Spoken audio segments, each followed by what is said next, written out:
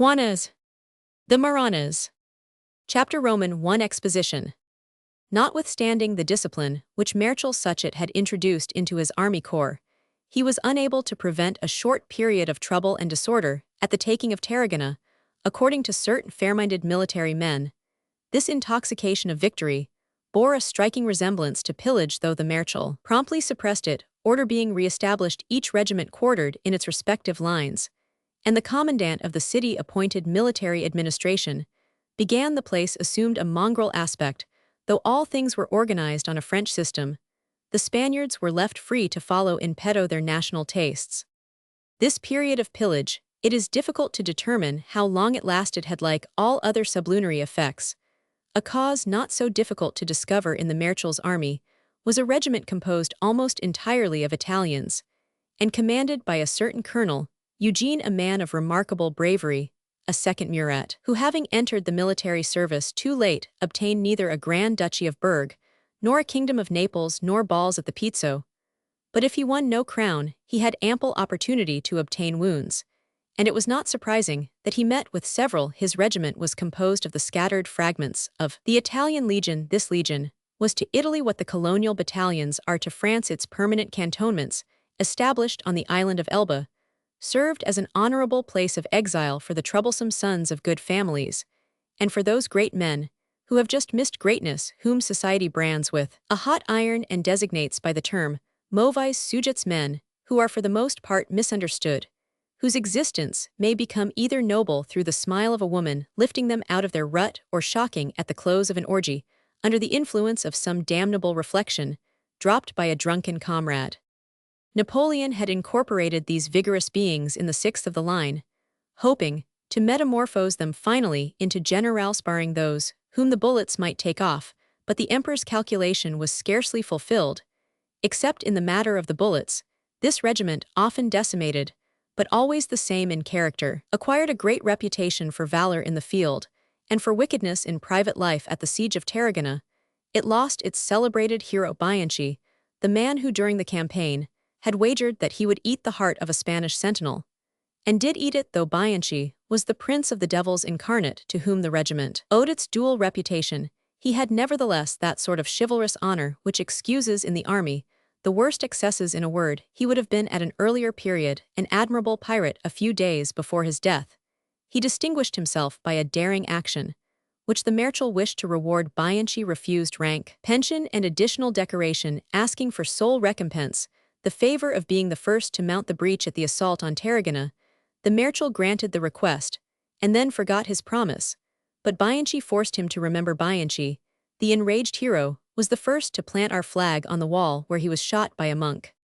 This historical digression was necessary in order to explain how it was that the sixth of the line was the regiment to enter Tarragona, and why the disorder and confusion natural enough in a city taken by storm degenerated for a time into a slight pillage. This regiment possessed two officers not at all remarkable among these men of iron, who played nevertheless in the history. We shall now relate a somewhat important part. The first, a captain in the quartermaster's department, an officer half civil half military, was considered in soldier phrase to be fighting his own battle. He pretended bravery, boasted loudly of belonging to the sixth of the line, twirled his mustache with the air of a man who was ready to demolish everything but his brother. Officers did not esteem him. The fortune he possessed made him cautious. He was nicknamed for two reasons Captain of Crows. In the first place, he could smell powder a league off, and took wing at the sound of a musket. Secondly, the nickname was based on an innocent military pun, which his position in the regiment warranted. Captain Montefiore of the illustrious Montefiore family of Milan, though the laws of the Kingdom of Italy forbade him to bear his title in the French service, was one of the handsomest men in the army. This beauty may have been among the secret causes of his prudence on fighting days. A wound which might have injured his nose, cleft his forehead, or scarred his cheek would have destroyed one of the most beautiful Italian faces which a woman ever dreamed of in all its delicate proportions. This face, not unlike the type which Girodet has given to the dying young Turk in the revolt at Cairo, was instinct with that melancholy by which all women are more or less duped. The Marquis de Montefiore possessed an entailed property, but his income was mortgaged for a number of years to pay off the costs of certain Italian escapades which are inconceivable in Paris. He had ruined himself in supporting a theatre at Milan, in order to force upon a public, a very inferior prima donna, whom he was said to love madly. A fine future was therefore before him, and he did not care to risk it for the paltry distinction of a bit of red ribbon. He was not a brave man, but he was certainly a philosopher, and he had precedence, if we may use so parliamentary an expression. Did not Philip II register a vow after the Battle of St. Quentin that never again would he put himself under fire? And did not the Duke of Alba encourage him in thinking that the worst trade in the world was the involuntary exchange of a crown for a bullet? Hence Montefiore was Philippiste in his capacity of rich marquis and handsome man, and in other respects also he was quite as profound a politician as Philip II himself. He consoled himself for his nickname, and for the disesteem of the regiment, by thinking that his comrades were blackguards, whose opinion would never be of any consequence to him, if by chance they survived the present war, which seemed to be one of extermination. He relied on his face to win him promotion. He saw himself made colonel by feminine influence, and a carefully managed transition from captain of equipment to orderly officer, and from orderly officer to aide-de-camp on the staff of some easygoing marshal. By that time, he reflected, he should come into his property of 100,000 scudi a year. Some journal would speak of him as the brave Montefiore. He would marry a girl of rank, and no one would dare to dispute his courage or verify his wounds. Captain Montefiore had one friend in the person of the quartermaster, a provincial born in the neighborhood of Nice, whose name was Diade. A friend, whether at the galleys or in the garret of an artist, consoles for many troubles. Now Montefiore and Diade were two philosophers who consoled each other for their present lives by the study of vice, as artists soothed the immediate disappointment of their hopes by the expectation of future fame. Both regarded the war in its results, not its action.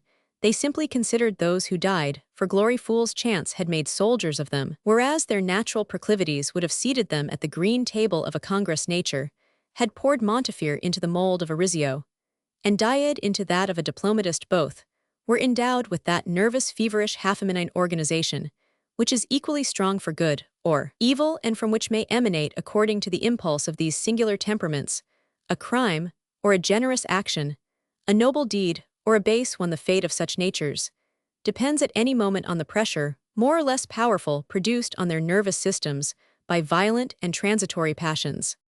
Diade was considered a good accountant, but no soldier would have trusted him with his purse or his will, possibly because of the antipathy felt by all real soldiers against the bureaucrats. The quartermaster was not without courage, and a certain juvenile generosity, sentiments which many men give up as they grow older by dint of reasoning or calculating variable, as the beauty of a fair woman. Diade was a great boaster, and a great talker, talking of everything. He said he was artistic, and he made prizes like two celebrated generals of works of art, solely, he declared, to preserve them for posterity. His military comrades would have been puzzled indeed to form a correct judgment of him. Many of them, accustomed to draw upon his funds, when occasion obliged them, thought him rich. But in truth, he was a gambler, and gamblers may be said to have nothing of their own. Montefiore was also a gambler, and all the officers of the regiment played with the pair, for to the shame of men be it said, it is not a rare thing to see persons gambling together around a green table, who, when the game is finished, will not bow to their companions, feeling no respect for them. Montefiore was the man with whom Bianchi made his bet about the heart of the Spanish sentinel. Montefiore and Diade were among the last to mount the breach at Tarragona, but the first in the heart of the town. As soon as it was taken, accidents of this sort happen in all attacks. But with this pair of friends, they were customary, supporting each other. They made their way bravely through a labyrinth of narrow and gloomy little streets, in quest of their personal objects, one seeking for painted Madonnas, the other for Madonnas of flesh and blood. In what part of Tarragona it happened I cannot say, but Diade presently recognized by its architecture the portal of a convent, the gate of which was already battered in springing into the cloister. To put a stop to the fury of the soldiers, he arrived just in time to prevent two Parisians from shooting a Virgin by Albano, in spite of the mustache, with which in their military fanaticism they had decorated her face. He bought the picture. Montefiore, left alone during this episode, noticed nearly opposite the convent the house and shop of a draper, from which a shot was fired at him at the moment, when his eyes caught a flaming glance from those of an inquisitive young girl, whose head was advanced under the shelter of a blind Tarragona, taken by assault. Tarragona, furious firing, from every window terragina, violated with disheveled hair and half-naked, was indeed an object of curiosity of a daring Spanish woman. It was a magnified bullfight. Montefiore forgot the pillage, and heard for the moment neither the cries, nor the musketry, nor the growling of the artillery. The profile of that Spanish girl was the most divinely delicious thing, which he, an Italian libertine weary of Italian beauty and dreaming of an impossible woman, because he was tired of all women had ever seen, he could still quiver, he, who had wasted his fortune on 1,000 follies, the 1,000 passions of a young and blasé man, most abominable monster, that society generates an idea came into his head, suggested, perhaps by the shot of the draper patriot named Lito, set fire to the house, but he was now alone, and without any means of action. The fighting was centered in the marketplace, where a few obstinate beings were still defending the town. A better idea then occurred to him. Died came out of the convent, but Montefiore said not a word of his discovery. On the contrary, he accompanied him on a series of rambles about the streets. But the next day the Italian had obtained his military billet in the house of the draperin, appropriate lodging for an equipment captain.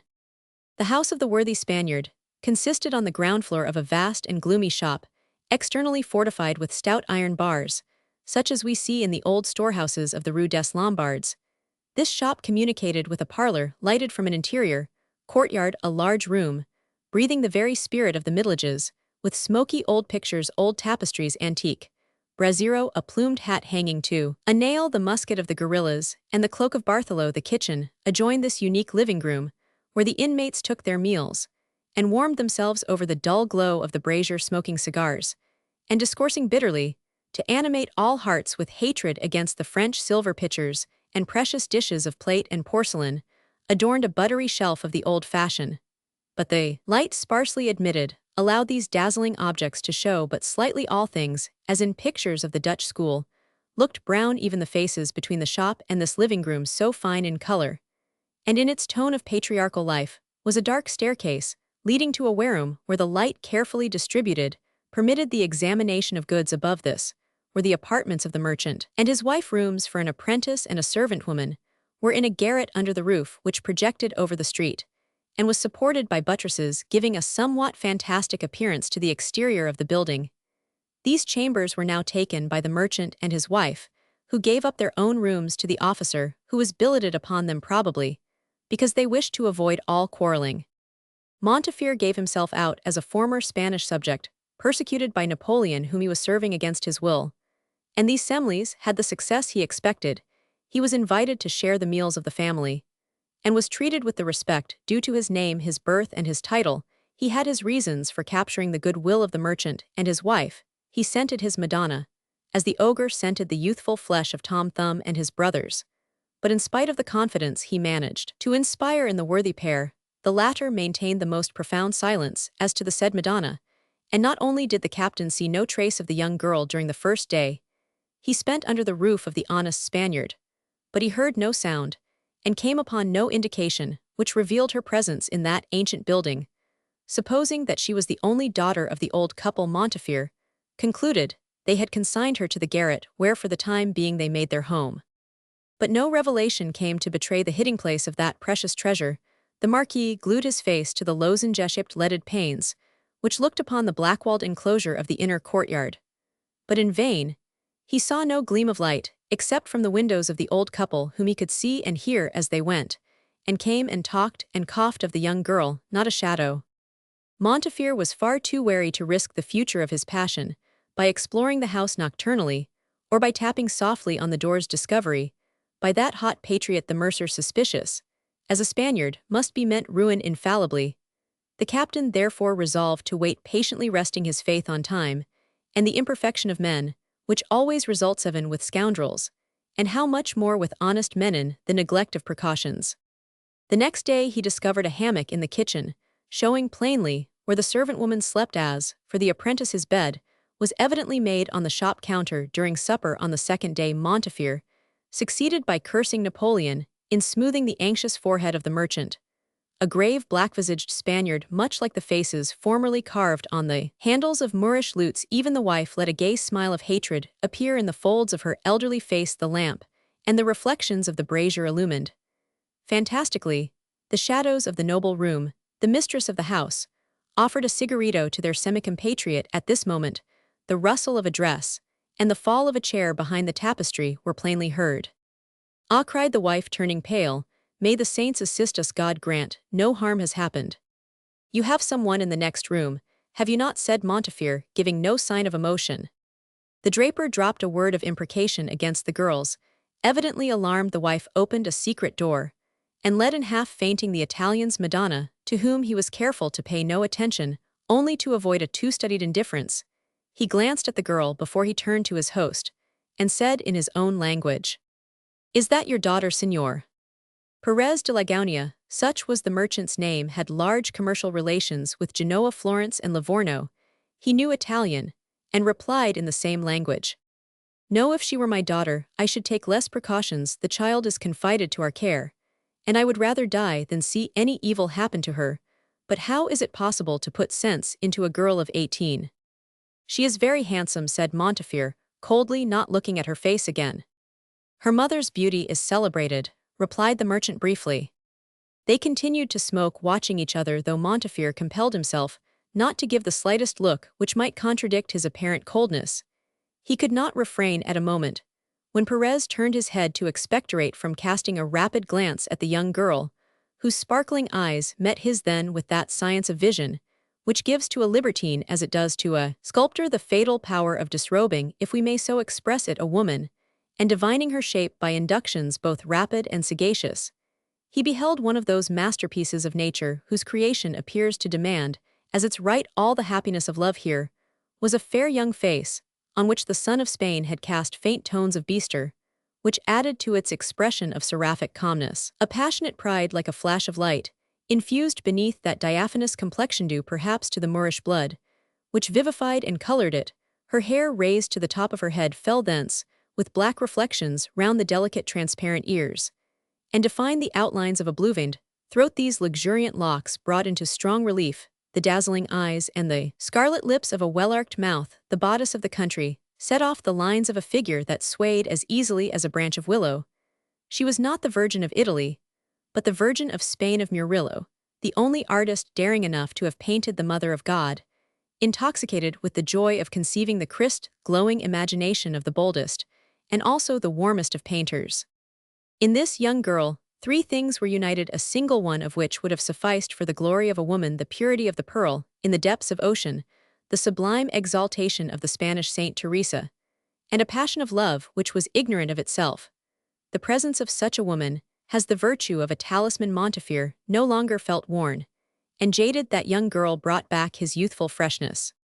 But though the apparition was delightful, it did not last. The girl was taken back to the secret chamber, where the servant woman carried to her openly both light and food. "You do right to hide her," said Montefiore in Italian. "I will keep your secret. The devil, we have generals in our army who are capable of abducting her."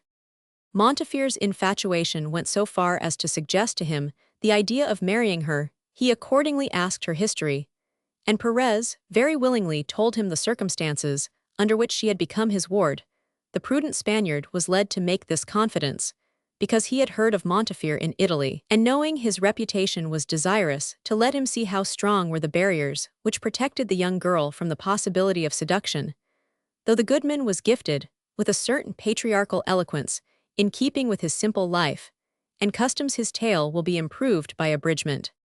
At the period when the French Revolution changed the manners and morals of every country which served as the scene of its wars, a street prostitute came to Tarragona, driven from Venice at the time of its fall. The life of this woman had been a tissue of romantic adventures and strange vicissitudes to her oftener than to any other woman of her class. It had happened, thanks to the caprice of great lords struck with her extraordinary beauty, to be literally gorged with gold and jewels, and all the delights of excessive wealth: flowers, carriages, pages, maids, palaces, pictures, journeys like those of Catherine Roman II, in short, the life of a queen, despotic in her caprices, and obeyed often beyond her own imaginings. Then, without herself or any one chemist, physician, or man of science being able to discover how her gold evaporated, she would find herself back in the streets, poor, denuded of everything, preserving nothing but her all-powerful beauty, yet living on without thought or care of the past, the present, or the future cast in her poverty into the hands of some poor gambling officer, she attached herself to him as a dog to its master, sharing the discomforts of the military life, which indeed she comforted as content under the roof of a garret, as beneath the silken hangings of opulence Italian and Spanish both. She fulfilled very scrupulously the duties of religion, and more than once she had said to love, "Return tomorrow, today I belong to God." But this slime permeated with gold, and perfumes this careless indifference to all things, these unbridled passions, these religious beliefs cast into that heart like diamonds into mire, this life, begun and ended in a hospital, these gambling chances transferred to the soul, to the very existence, in short, this great alchemy, for which vice lit the fire beneath the crucible in which fortunes were melted up, and the gold of ancestors, and the honor of great names evaporated, proceeded from a cause. Particular heredity faithfully transmitted from mother to daughter. Since the Middle Ages, the name of this woman was La Marana in her family, existing solely in the female line. The idea, person, name, and power of a father had been completely unknown since the 13th century. The name Marana was to her what the designation of Stuart is to the celebrated royal race of Scotland.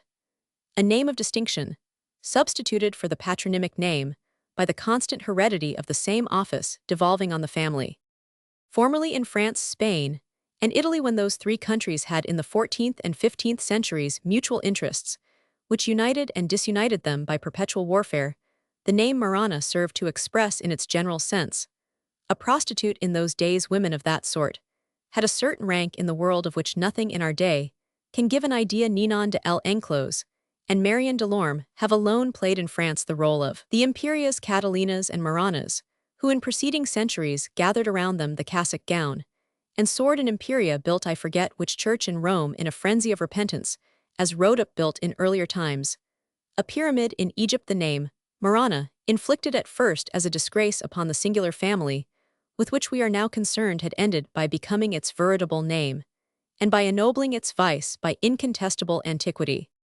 One day, a day of opulence or of penury, I know not which, for this event was a secret between herself and God, but assuredly it was in a moment of repentance and melancholy. This Marana of the 19th century stood with her feet in the slime, and her head raised to heaven. She cursed the blood in her veins, she cursed herself, she trembled lest she should have a daughter, and she swore, as such women swear on the honor, and with the will of the gallest firmest will the most scrupulous honor, that there is on earth, swore before an altar, and believing in that altar, to make her daughter a virtuous creature, a saint, and thus to gain after that long line of lost women, criminals in love, an angel in heaven for them all. The vow once made, the blood of the Maranas spoke. The courtesan returned to her reckless life, a thought the more within her heart at last. She loved with the violent love of such women as Henrietta Wilson loved Lord Ponsonby, as Mademoiselle Dupuy loved Bolingbroke, as the Marchesa Pescara loved her husband. But no, she did not love, she adored one of those fair men, half women, to whom she gave the virtues which she had not, striving to keep for herself all that there was of vice between them. It was from that weak man, that senseless marriage unblessed by God or man, which happiness is thought to justify, but which no happiness absolves, and for which men blush at last, that she had a daughter to save, a daughter for whom to desire a noble life, and the chastity she had not henceforth happy, or not happy, opulent or beggared. She had in her heart a pure untainted sentiment, the highest of all human feelings, because the most disinterested love has its egotism, but motherhood has none. La Marana was a mother like none other, for in her total, her eternal shipwreck, motherhood might still redeem her, to accomplish sacredly through life the task of sending a pure soul to heaven. Was not that a better thing than a tardy repentance? Was it not in truth the only spotless prayer which she could lift to God? So when this daughter, when her Marie Juana Pepita, she would fain have given her all the saints in the calendar as guardians, when this dear little creature was granted to her, she became possessed of so high an idea of the dignity of motherhood, that she entreated vice to grant her a respite. She made herself virtuous, and lived in solitude. No more fetes, no more orgies, no more love. All joys, all fortunes were centered now in the cradle of her child. The tones of that infant voice made an oasis for her soul in the burning sands of her existence. That sentiment could not be measured or estimated by any other. Did it not, in fact, comprise all human sentiments, all heavenly hopes? La Marana was so resolved not to soil her daughter with any stain other than that of birth, that she sought to invest her with social virtues. She even obliged the young father to settle a handsome patrimony upon the child, and to give her his name. Thus the girl was not known as Juana Marana, but as Juana di Mancini. Then, after 7 years of joy and kisses and intoxicating happiness, the time came when the poor Marana deprived herself of her idol, that Juana might never bow her head under their hereditary shame. The mother had the courage to renounce her child for her child's sake, and to seek not without horrible suffering for another mother, another home, other principles, to follow other and saintlier examples, to imitate the abdication of a mother, is either a revolting act or a sublime one. In this case, was it not sublime? At Tarragona, a lucky accident threw the Lagunias in her way under circumstances which enabled her to recognize the integrity of the Spaniard and the noble virtue of his wife. She came to them at a time when her proposal seemed that of a liberating angel. The fortune and honor of the merchant, momentarily compromised, required a prompt and secret succor. La Marana made over to the husband the whole sum she had obtained of the father for Juana's dot, requiring neither acknowledgement nor interest. According to her own code of honor, a contract, a trust, was a thing of the heart, and God its supreme judge. After stating the miseries of her position to Dona Lagunia, she confided her daughter and her daughter's fortune to the fine old Spanish honor, pure and spotless, which filled the precincts of that ancient house. Dona Lagunia had no child, and she was only too happy to obtain one to nurture. The mother then parted from her Juana, convinced that the child's future was safe and certain of having found her a mother who would bring her up as a Mancini, and not as a Marana. Leaving her child in the simple, modest house of the merchant, where the burgher virtues reigned, where religion and sacred sentiments and honor filled the air, the poor prostitute, the disinherited mother, was enabled to bear her trial by visions of Juana, virgin wife, and mother, a mother throughout her life. On the threshold of that house, Marana left a tear such as the angels garner up. Since that day of mourning and hope, the mother, drawn by some invincible presentiment, had thrice returned to see her daughter. Once, when Juana fell ill with a dangerous complaint. "I knew it," she said to Perez when she reached the house. Asleep, she had seen her Juana. Dying, she nursed her and watched her, until one morning, sure of the girl's convalescence, she kissed her still asleep on the forehead, and left her without betraying whom she was. A second time the Marana came to the church, where Juana made her first communion, simply dressed, concealing herself behind a column. The exiled mother recognized herself, her daughter, such as she once had been, pure as the snow fresh fallen on the Alps. A courtesan even in maternity, the Marana felt in the depths of her soul a jealous sentiment stronger for the moment than that of love. And she left the church incapable of resisting any longer the desire to kill Dona Lagunia. As she sat there with radiant face, too much the mother of her child. A third and last meeting had taken place between mother and daughter in the streets of Milan, to which city the merchant and his wife had paid a visit. The Marana drove through the Corso in all the splendor of a sovereign. She passed her daughter like a flash of lightning, and was not recognized. Horrible anguish to this Marana, surfeited with kisses. One was lacking, a single one, for which she would have bartered all the others. The joyous, girlish kiss of a daughter to a mother, an honored mother, a mother in whom shone all the domestic virtues. Juana, living, was dead. To her one thought revived the soul of the courtesan. A precious thought. Juana was henceforth safe. She might be the humblest of women, but at least she was not what her mother was, an infamous courtesan.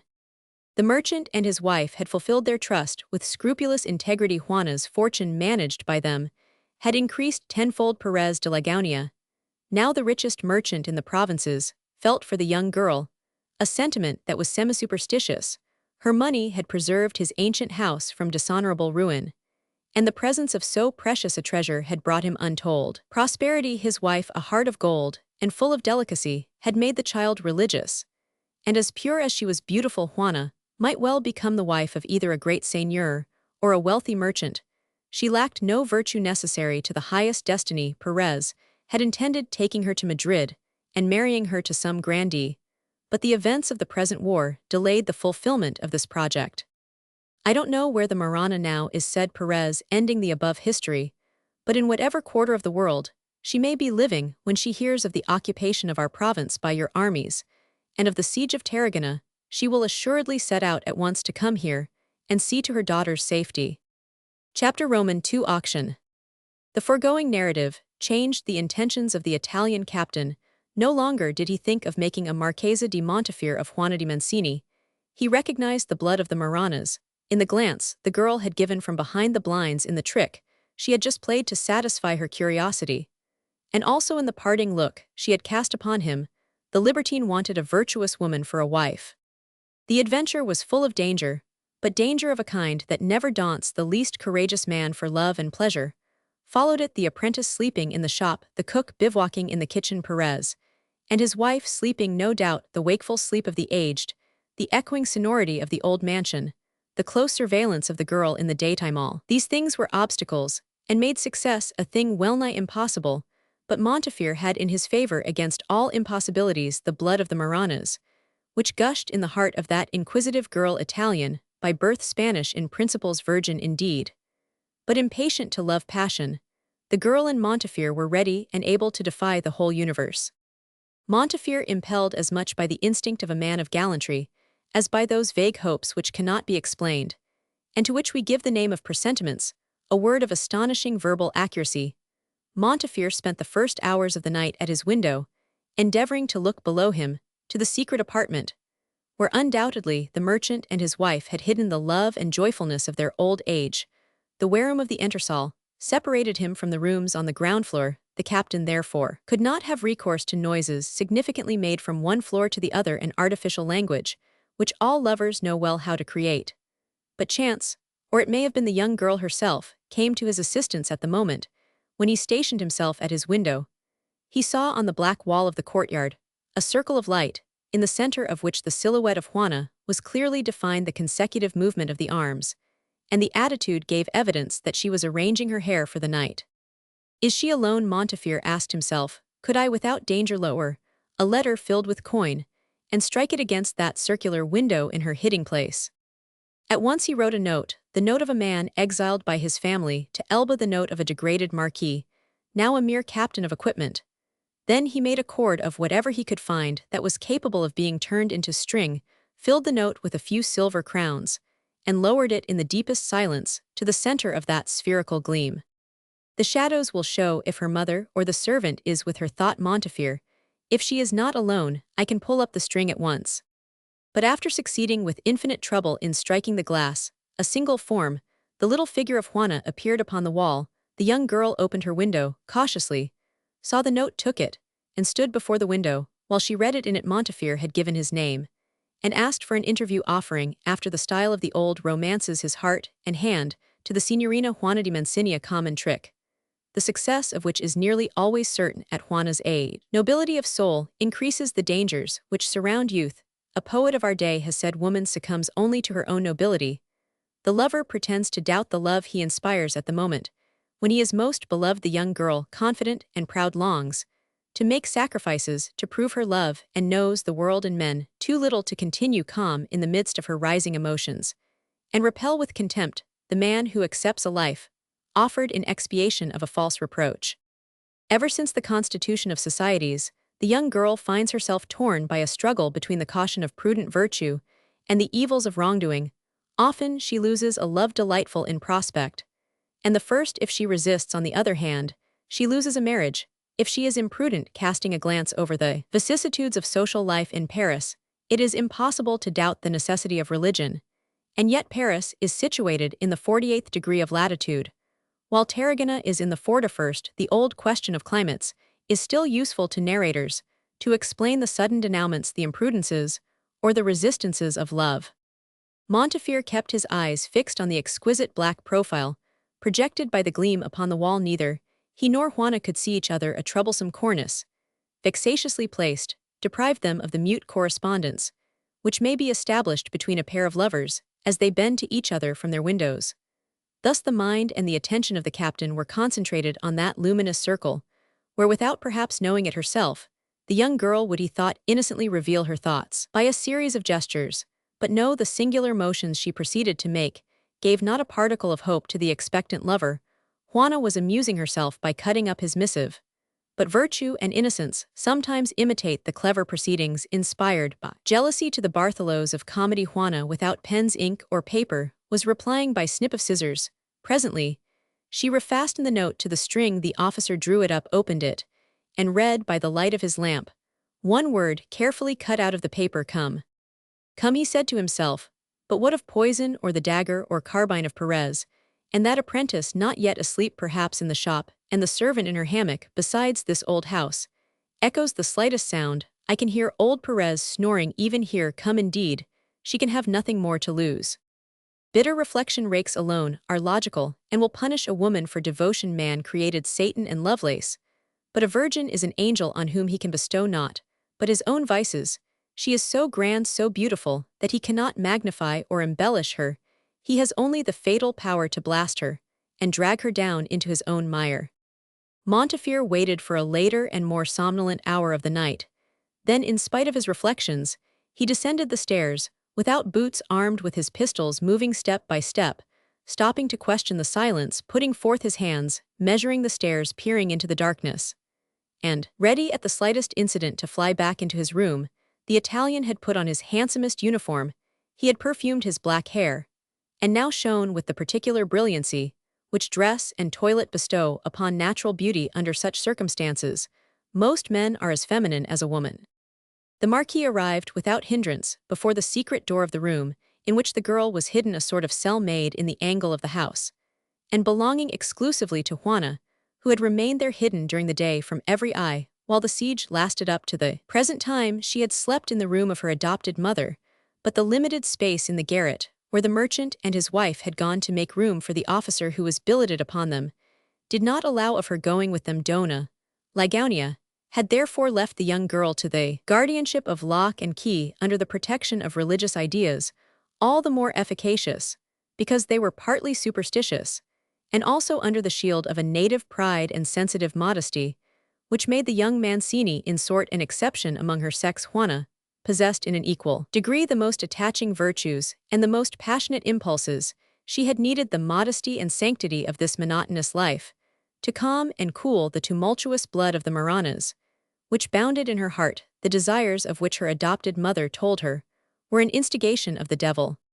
A faint ray of light traced along the sill of the secret door guided Montefiore to the place. He scratched the panels softly, and Juana opened to him. Montefiore entered palpitating, but he recognized in the expression of the girl's face complete ignorance of her peril, a sort of naive curiosity, and an innocent admiration. He stopped short, arrested for a moment by the sacredness of the picture which met his eyes. He saw before him a tapestry on the walls with a gray ground sprinkled with violets, a little coffer of ebony, an antique mirror, an immense and very old arm-chair also in ebony, and covered with tapestry, a table with twisted legs, a pretty carpet on the floor near the table, a single chair, and that was all. On the table, however, were flowers and embroidery. In a recess at the farther end of the room was the narrow little bed, where Juana dreamed. Above the bed were 3 pictures, and near the pillow, a crucifix with a holy water basin, and a prayer printed in letters of gold, and framed flowers exhaled their perfume. Faintly the candles cast a tender light. All was calm and pure, and sacred, the dreamy thoughts of Juana. But above all, Juana herself had communicated to all things her own peculiar charm. Her soul appeared to shine there like the pearl in its matrix. Juana, dressed in white, beautiful with naught but her own beauty, laying down her rosary to answer love, might have inspired respect even in a Montefiore, if the silence, if the night, if Juana herself had not seemed so amorous. Montefiore stood still, intoxicated with an unknown happiness, possibly that of Satan beholding heaven through a rift of the clouds which form its enclosure. "As soon as I saw you," he said in pure Tuscan, and in the modest tone of voice so peculiarly Italian, "I loved you. My soul and my life are now in you, and in you they will be forever if you will have it so." Juana listened, inhaling from the atmosphere the sound of these words, which the accents of love made magnificent. "Poor child, how have you breathed so long the air of this dismal house, without dying of it? You made to reign in the world, to inhabit the palace of a prince, to live in the midst of fetes, to feel the joys which love bestows, to see the world at your feet, to efface all other beauty by your own, which can have no rival. You to live here solitary with those 2 shopkeepers." Adroit question. He wished to know if Juana had a lover. "True," she replied, "but who can have told you my secret thoughts for the last few months? I have nearly died of sadness. Yes, I would rather die than stay longer in this house. Look at that embroidery. There is not a stitch there which I did not set with dreadful thoughts. How many times I have thought of escaping to fling myself into the sea. Why, I don't know, why, little childish troubles, but very keen though they are so silly often I have kissed my mother at night, as one would kiss a mother for the last time, saying in my heart, tomorrow I will kill myself. But I do not die, suicides go to hell, you know. And I am so afraid of hell that I resign myself to live, to get up in the morning, and go to bed at night, and work the same hours, and do the same things. I am not so weary of it. But I suffer, and yet my father and mother adore me. Oh, I am bad, I say so to my confessor. Do you always live here alone, without amusement, without pleasures? Oh, I have not always been like this. Till I was 15, the festivals of the church, the chants, the music gave me pleasure. I was happy, feeling myself like the angels without sin, and able to communicate every week. I loved God then. But for the last 3 years, from day to day, all things have changed. First I wanted flowers, here and I have them, lovely flowers. Then I wanted, but I want nothing now, she added after a pause, smiling at Montefiore. Have you not said that you would love me always? Yes, my Juana, cried Montefiore, softly taking her round the waist, and pressing her to his heart. Yes. But let me speak to you, as you speak to God. Are you not as beautiful as Mary in heaven? Listen, I swear to you, he continued, kissing her hair, I swear to take that forehead for my altar, to make you my idol, to lay at your feet all the luxuries of the world, for you my palace at Milan, for you my horses, my jewels, the diamonds of my ancient family, for you each day fresh jewels, 1,000 pleasures, and all the joys of earth. Yes, she said reflectively, I would like that, but I feel within my soul that I would like better than all the world my husband, mio caro sposo. She said, as if it were impossible to give in any other language the infinite tenderness, the loving elegance, with which the Italian tongue and accent clothed those delightful words. Besides, Italian was Juana's maternal language. I should find, she continued with a glance at Montefiore, in which shone the purity of the cherubim, I should find in him, my dear religion, him, and God God. And him, is he to be you? She said, yes, surely. It will be you, she cried, after a pause. Come and see the picture my father brought me from Italy. She took a candle, made a sign to Montefiore, and showed him at the foot of her bed, a Saint Michael overthrowing the demon. Look, she said, has he not your eyes? When I saw you from my window in the street, our meeting seemed to me a sign from heaven. Every day during my morning meditation, while waiting for my mother to call me to prayer, I have so gazed at that picture, that angel, that I have ended by thinking him my husband. Oh heavens, I speak to you as though you were myself. I must seem crazy to you, but if you only knew how a poor captive wants to tell the thoughts that choke her. When alone, I talk to my flowers, to my tapestry. They can understand me better, I think, than my father and mother, who are so grave. Juana, said Montefiore, taking her hands, and kissing them with the passion that gushed in his eyes, in his gestures, in the tones of his voice. Speak to me, as your husband, as yourself. I have suffered all that you have suffered between us. Too few words are needed to make us comprehend our past, but there will never be enough to express our coming happiness. Lay your hand upon my heart, feel how it beats. Let us promise before God, who sees and hears us, to be faithful to each other throughout our lives. Here, take my ring and give me yours. Give you my ring, she said in terror. Why not? Asked Montefiore, uneasy at such artlessness. But our Holy Father the Pope has blessed it. It was put upon my finger in childhood by a beautiful lady who took care of me, and who told me never to part with it. Juana, you cannot love me. Ah, she said, here it is, take it. You are you not another myself. She held out the ring with a trembling hand, holding it tightly, as she looked at Montefiore with a clear and penetrating eye that questioned him. That ring, all of herself was in it, but she gave it to him. Oh my Juana, said Montefiore, again pressing her in his arms, I should be a monster indeed if I deceived you. I will love you forever. Juana was thoughtful. Montefiore, reflecting that in this first interview, he ought to venture upon nothing that might frighten a young girl so ignorantly pure, so imprudent, by virtue rather than from desire, postponed all further action to the future, relying on his beauty, of which he knew the power. And on this innocent ring marriage, the hymen of the heart, the lightest yet the strongest of all ceremonies, for the rest of that night, and throughout the next day, Juana's imagination was the accomplice of her passion. On this first evening, Montefiore forced himself to be as respectful as he was tender, with that intention in the interests of his passion, and the desires with which Juana inspired him.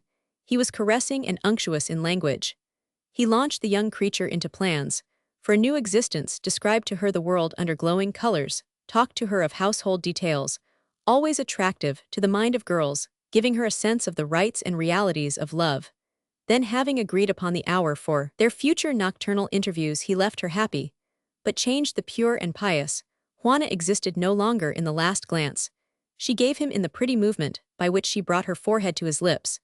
There was already more of passion than a girl should feel solitude weariness of employments contrary to her nature, had brought this about to make the daughter of the Maranas truly virtuous. She ought to have been habituated little by little to the world, or else to have been wholly withdrawn from it. The day tomorrow will seem very long to me, she said, receiving his kisses on her forehead. But stay in the salon and speak loud, that I may hear your voice, it fills my soul. Montefiore, clever enough to imagine the girl's life, was all the more satisfied with himself for restraining his desires, because he saw that it would lead to his greater contentment. He returned to his room without accident. 10 days went by without any event occurring to trouble the peace and solitude of the house. Montefiore employed his Italian cajolery on old Perez, on Donna Lagaunia, on the apprentice, even on the cook, and they all liked him. But in spite of the confidence he now inspired in them, he never asked to see Juana or to have the door of her mysterious hiding place opened to him. The young girl, hungry to see her lover, implored him to do so, but he always refused her from an instinct of prudence. Besides, he had used his best powers and fascinations to lull the suspicions of the old couple, and had now accustomed them to see him, a soldier, stay in bed till midday on pretense that he was Roman 99. Thus the lovers lived only in the night time, when the rest of the household were asleep. If Montefiore had not been one of those libertines, whom the habit of gallantry enables to retain their self-possession under all circumstances, he might have been lost a dozen times during those 10 days. A young lover, in the simplicity of a first love, would have committed the enchanting imprudences which are so difficult to resist. But he did resist even Juana herself, Juana pouting, Juana making her long hair a chain which she wound about his neck, when caution told him he must go. The most suspicious of guardians would, however, have been puzzled to detect the secret of their nightly meetings.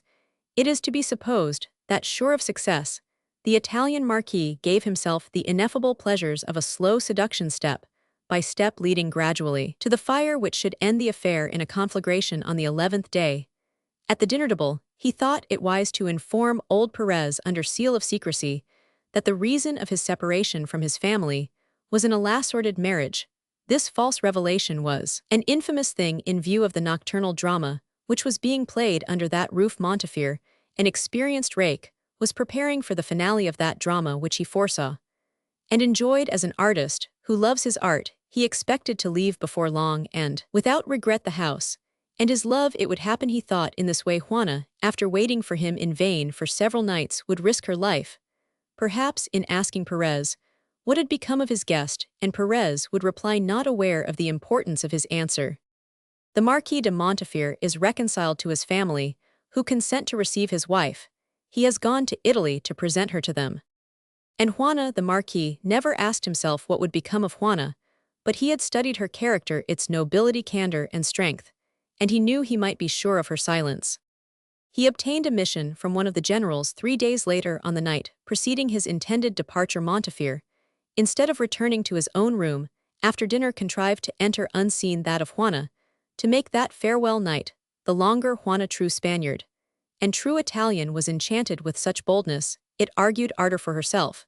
She did not fear discovery, to find in the pure love of marriage the excitements of intrigue, to hide her husband behind the curtains of her bed, and say to her adopted father and mother, in case of detection, I am the Marquise de Montefiore, was, to an ignorant and romantic young girl, who for 3 years past had dreamed of love, without dreaming of its dangers, delightful. The door closed on this last evening upon her folly, her happiness, like a veil, which it is useless here to raise. It was 9 o'clock. The merchant and his wife were reading their evening prayers. Suddenly, the noise of a carriage drawn by several horses resounded in the street loud, and hasty raps echoed from the shop, where the servant hurried to open the door. And into that venerable salon rushed a woman, magnificently dressed in spite of the mud, upon the wheels of her traveling carriage, which had just crossed Italy, France, and Spain. It was, of course, the Marinate Marana, who, in spite of her 36 years, was still in all the glory of her ravishing beauty. The Marana, who, being at that time the mistress of a king, had left Naples, the fetes, the skies of Naples, the climax of her life of luxury, on hearing from her royal lover of the events in Spain and the siege of Tarragona. Tarragona, I must get to Tarragona before the town is taken, she cried. 10 days to reach Tarragona.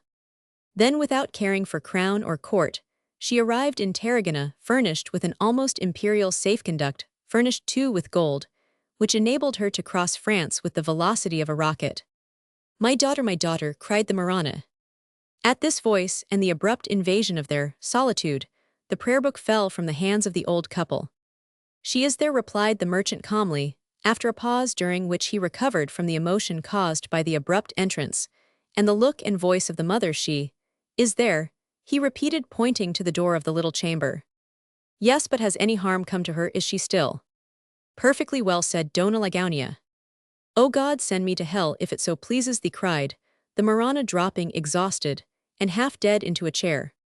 The flush in her cheeks due to anxiety paled suddenly. She had strength to endure suffering, but none to bear this joy. Joy was more violent in her soul than suffering, for it contained the echoes of her pain and the agonies of its own emotion.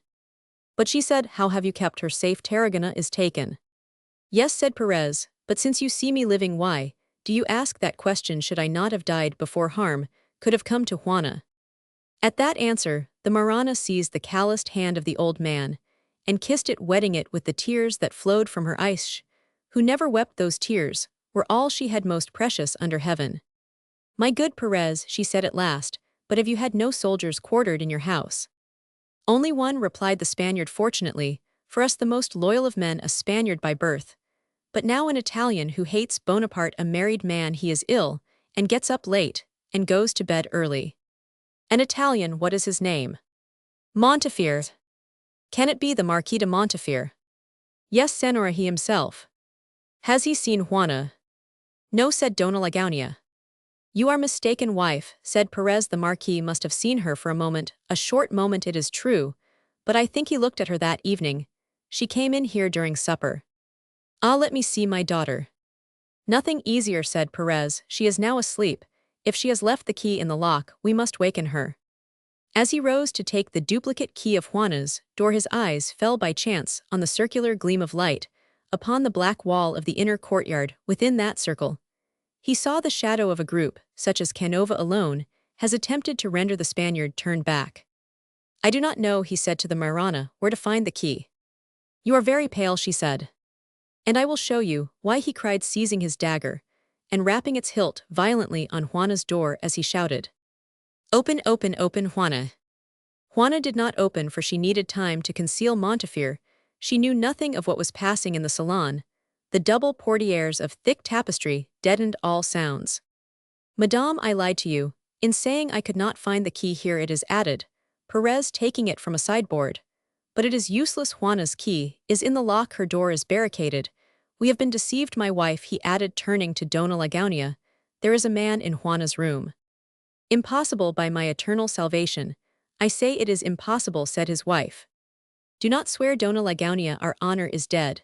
And this woman, he pointed to the Marana, who had risen and was standing motionless, blasted by his words. This woman has the right to despise us. She saved our life, our fortune, and our honor. And we have saved nothing for her but her money. Juana, he cried again, open, or I will burst in your... His voice, rising in violence, echoed through the garrets in the roof. He was cold and calm. The life of Montefiore was in his hands. He would wash away his remorse in the blood of that Italian.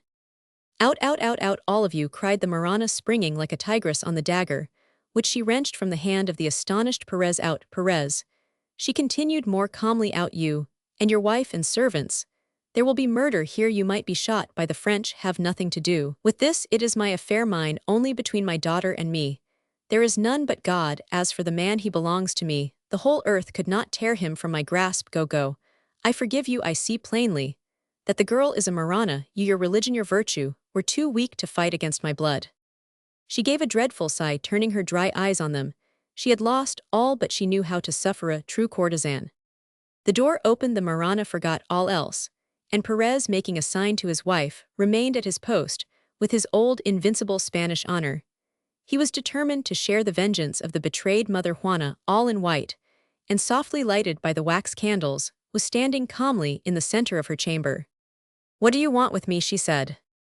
The Marana could not repress a passing shudder. Perez, she asked, has this room another issue? Perez made a negative gesture. Confiding in that gesture, the mother entered the room. Juana, she said, I am your mother, your judge. You have placed yourself in the only situation in which I could reveal myself to you. You have come down to me, you whom I thought in heaven, you have fallen low. Indeed, you have a lover in this room. Madame, there is, and can be no one but my husband, answered the girl. I am the Marquise de Montefiore. Then there are two, said Perez in a grave voice. He told me he was married. Montefiore, my love, cried the girl, tearing aside the curtain, and revealing the officer. Come, they are slandering you. The Italian appeared pale and speechless. He saw the dagger in the Marana's hand, and he knew her well. With one bound he sprang from the room, crying out in a thundering voice, Help, help, they are murdering a Frenchman. Soldiers of the 6th of the line rush for Captain Diad. Help, help. Perez had gripped the man and was trying to gag him with his large hand, but the Marana stopped him, saying, Bind him fast, but let him shout. Open the doors, leave them open, and go, go. As I told you, go all of you. As for you, she said, addressing Montefiore, shout, call for help.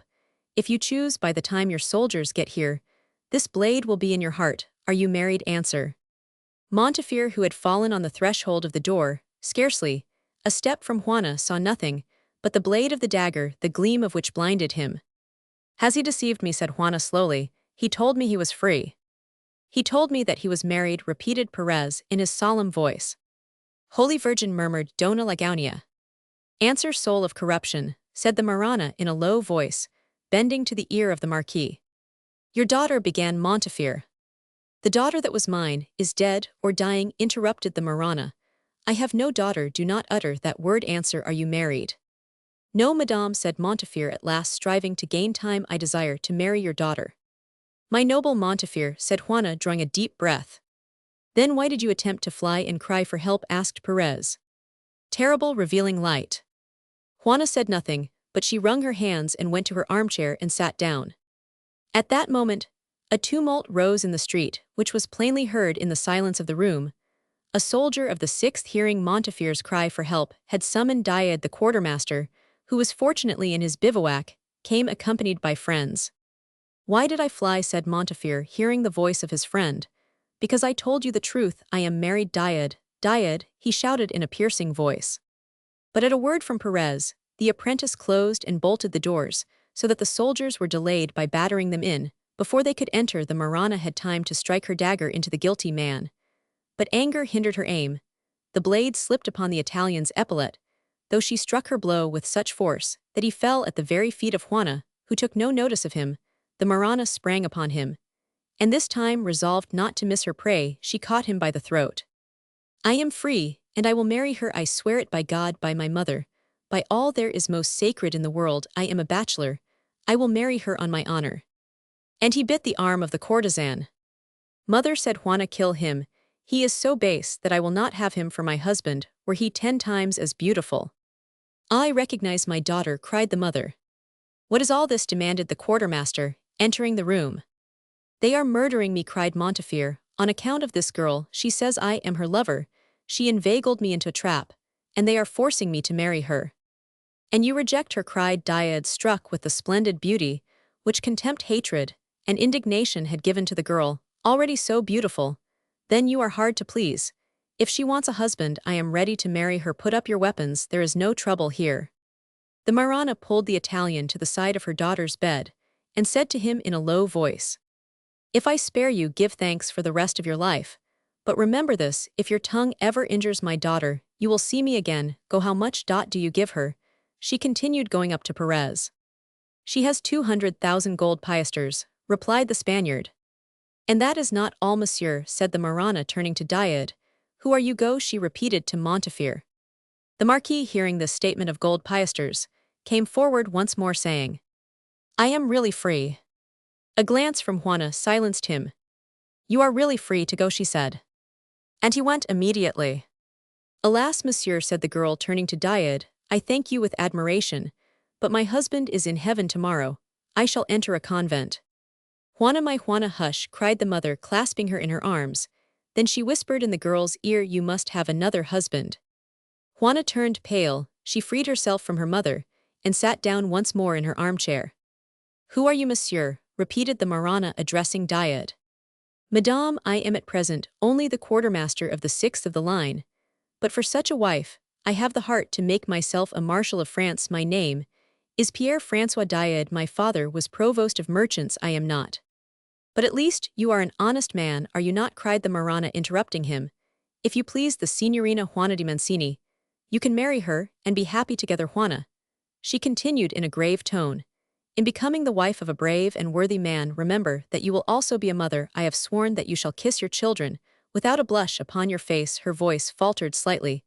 I have sworn that you shall live a virtuous life, expect therefore many troubles, but whatever happens continue pure, and be faithful to your husband. Sacrifice all things to him, for he will be the father of your children, the father of your children. If you take a lover, I your mother will stand between you and him. Do you see that dagger? It is in your dot. She continued, throwing the weapon on Juana's bed. I leave it there, as the guarantee of your honor, so long as my eyes are open, and my arm free. Farewell, she said, restraining her tears. God grant that we may never meet again. At that idea, her tears began to flow. Poor child, she added, you have been happier than you knew in this dull home. Do not allow her to regret it, she said, turning to Diade. The foregoing rapid narrative is not the principal subject of this study, for the understanding of which it was necessary to explain how it happened that the quartermaster Diade married Juana di Mancini, that Montefiore and Diade were intimately known to each other, and to show plainly what blood and what passions were in Madame Diade. Chapter Roman 3, The History of Madame Diade. By the time that the quartermaster had fulfilled all the long and dilatory formalities, without which no French soldier can be married, he was passionately in love with Juana di Mancini, and Juana had had time to think of her coming destiny. An awful destiny. Juana, who felt neither esteem nor love for Diade, was bound to him forever by a rash but necessary promise.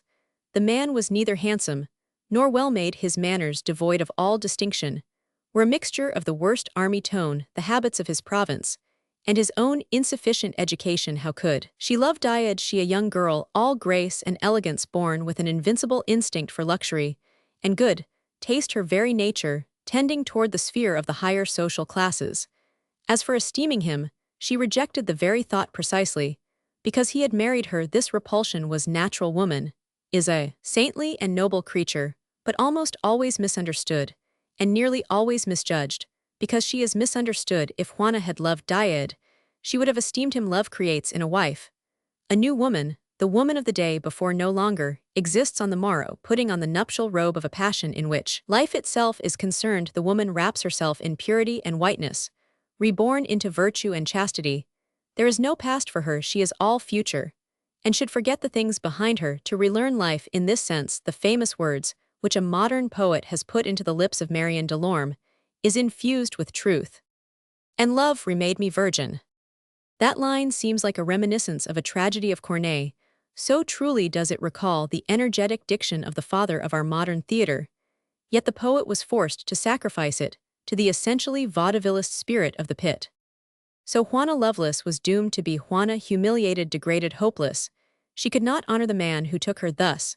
She felt in all the conscientious purity of her youth that distinction, subtle in appearance, but sacredly true, legal with the heart's legality, which women apply instinctively to all their feelings. Even the least reflective Juana became profoundly sad. As she saw the nature and the extent of the life before her, often she turned her eyes, brimming with tears, proudly repressed, upon Perez and Dona Lagaunia, who fully comprehended, both of them, the bitter thoughts those tears contained. But they were silent. Of what good were reproaches now? Why look for consolations? The deeper they were, the more they enlarged the wound. One evening, Juana, stupid with grief, heard through the open door of her little room, which the old couple had thought shut, a pitying moan from her adopted mother. The child will die of grief. Yes, said Perez in a shaking voice, but what can we do? I cannot now boast of her beauty and her chastity to Count d'Arcos, to whom I hope to marry her. But a single fault is not vice, said the old woman, pitying as the angels. Her mother gave her to this man, said Perez. Yes, in a moment, without consulting the poor child, cried Dona Lagaunia. She knew what she was doing. But oh, into what hands our pearl is going. Say no more, or I shall seek a quarrel with that Diade. And that would only lead to other miseries.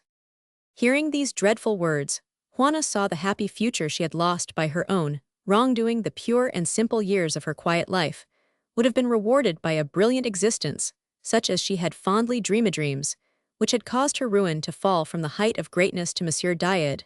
She wept at times, she went nearly mad, she floated for a while between vice and religion. Vice was a speedy solution, religion a lifetime of suffering. The meditation was stormy and solemn. The next day was the fatal day, the day for the marriage.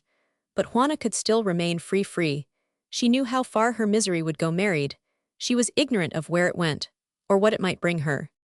Religion triumphed. Dona Lagunia stayed beside her child and prayed, and watched as she would have prayed and watched beside the dying. God wills it, she said to Juana. Nature gives to woman alternately a strength which enables her to suffer, and a weakness which leads her to resignation. Juana resigned herself, and without restriction, she determined to obey her mother's prayer and cross the desert of life to reach God's heaven, knowing well that no flowers grew for her along the way of that painful journey. She married Diad. As for the quartermaster, though he had no grace in Juana's eyes, we may well absolve him. He loved her distractedly. The Marana, so keen to know the signs of love, had recognized in that man the accents of passion and the brusque nature, the generous impulses that are common to Southerners. In the paroxysm of her anger and her distress, she had thought such qualities enough for her daughter's happiness. The first days of this marriage were apparently happy, or to express one of those latent facts, the miseries of which are buried by women in the depths of their souls. Juana would not cast down her husband's joy, a double role dreadful to play, but to which sooner or later all women unhappily married come. This is a history impossible to recount in its full truth. Juana, struggling hourly against her nature, a nature both Spanish and Italian, having dried up the source of her tears by dint of weeping, was a human type destined to represent woman's misery in its utmost expression, namely sorrow undyingly active, the description of which would need such minute observations that to persons eager for dramatic emotions, they would seem insipid. This analysis, in which every wife would find some one of her own sufferings, would require a volume to express them all, a fruitless, hopeless volume, by its very nature, the merit of which would consist in faintest tints and delicate shadings, which critics would declare to be effeminate and diffuse.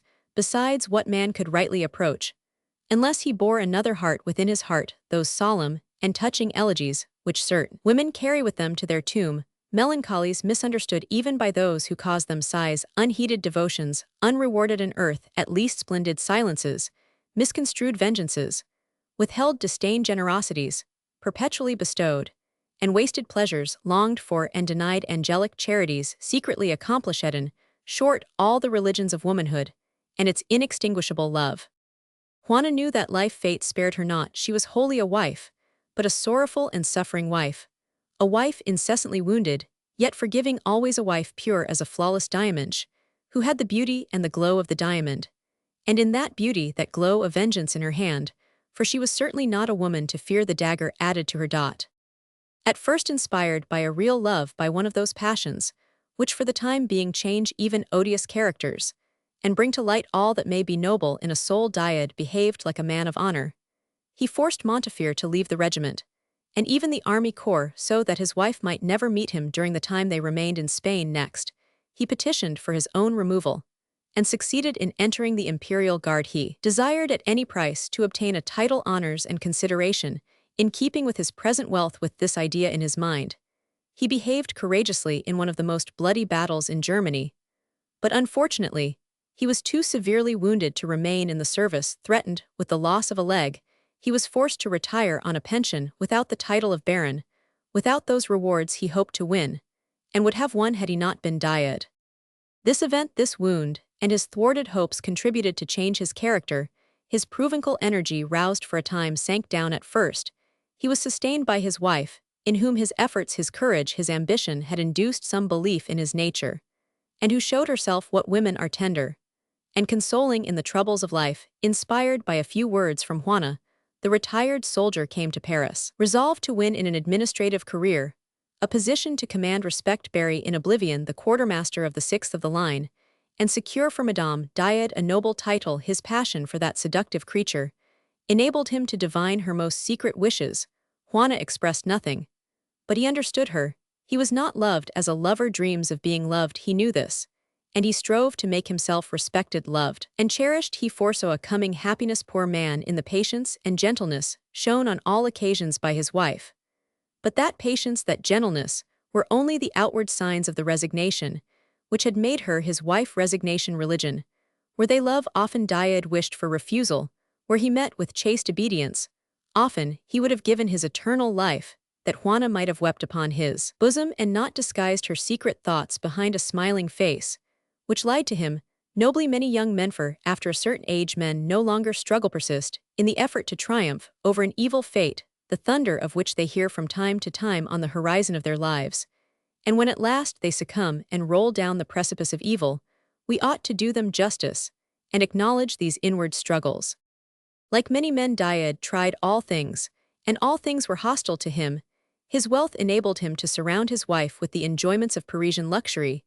She lived in a fine house with noble rooms, where she maintained a salon, in which abounded artists by nature no judges of men of pleasure, ready to amuse themselves anywhere, a few politicians who swelled the numbers, and certain men of fashion, all of whom admired Juana. Those who put themselves before the eyes of the public in Paris must either conquer Paris, or be subject to it. Died's character was not sufficiently strong, compact, or persistent to command society at that epoch, because it was an epoch when all men were endeavoring to rise. Social classifications ready-made are perhaps a great boon even for the people. Napoleon has confided to us the pains he took to inspire respect in his court, where most of the courtiers had been his equals, but Napoleon was Corsican, and Died Provencal. Given equal genius, an islander will always be more compact and rounded than the man of terra firma. In the same latitude, the arm of the sea which separates Corsica from Provence is, in spite of human science, an ocean which has made two nations.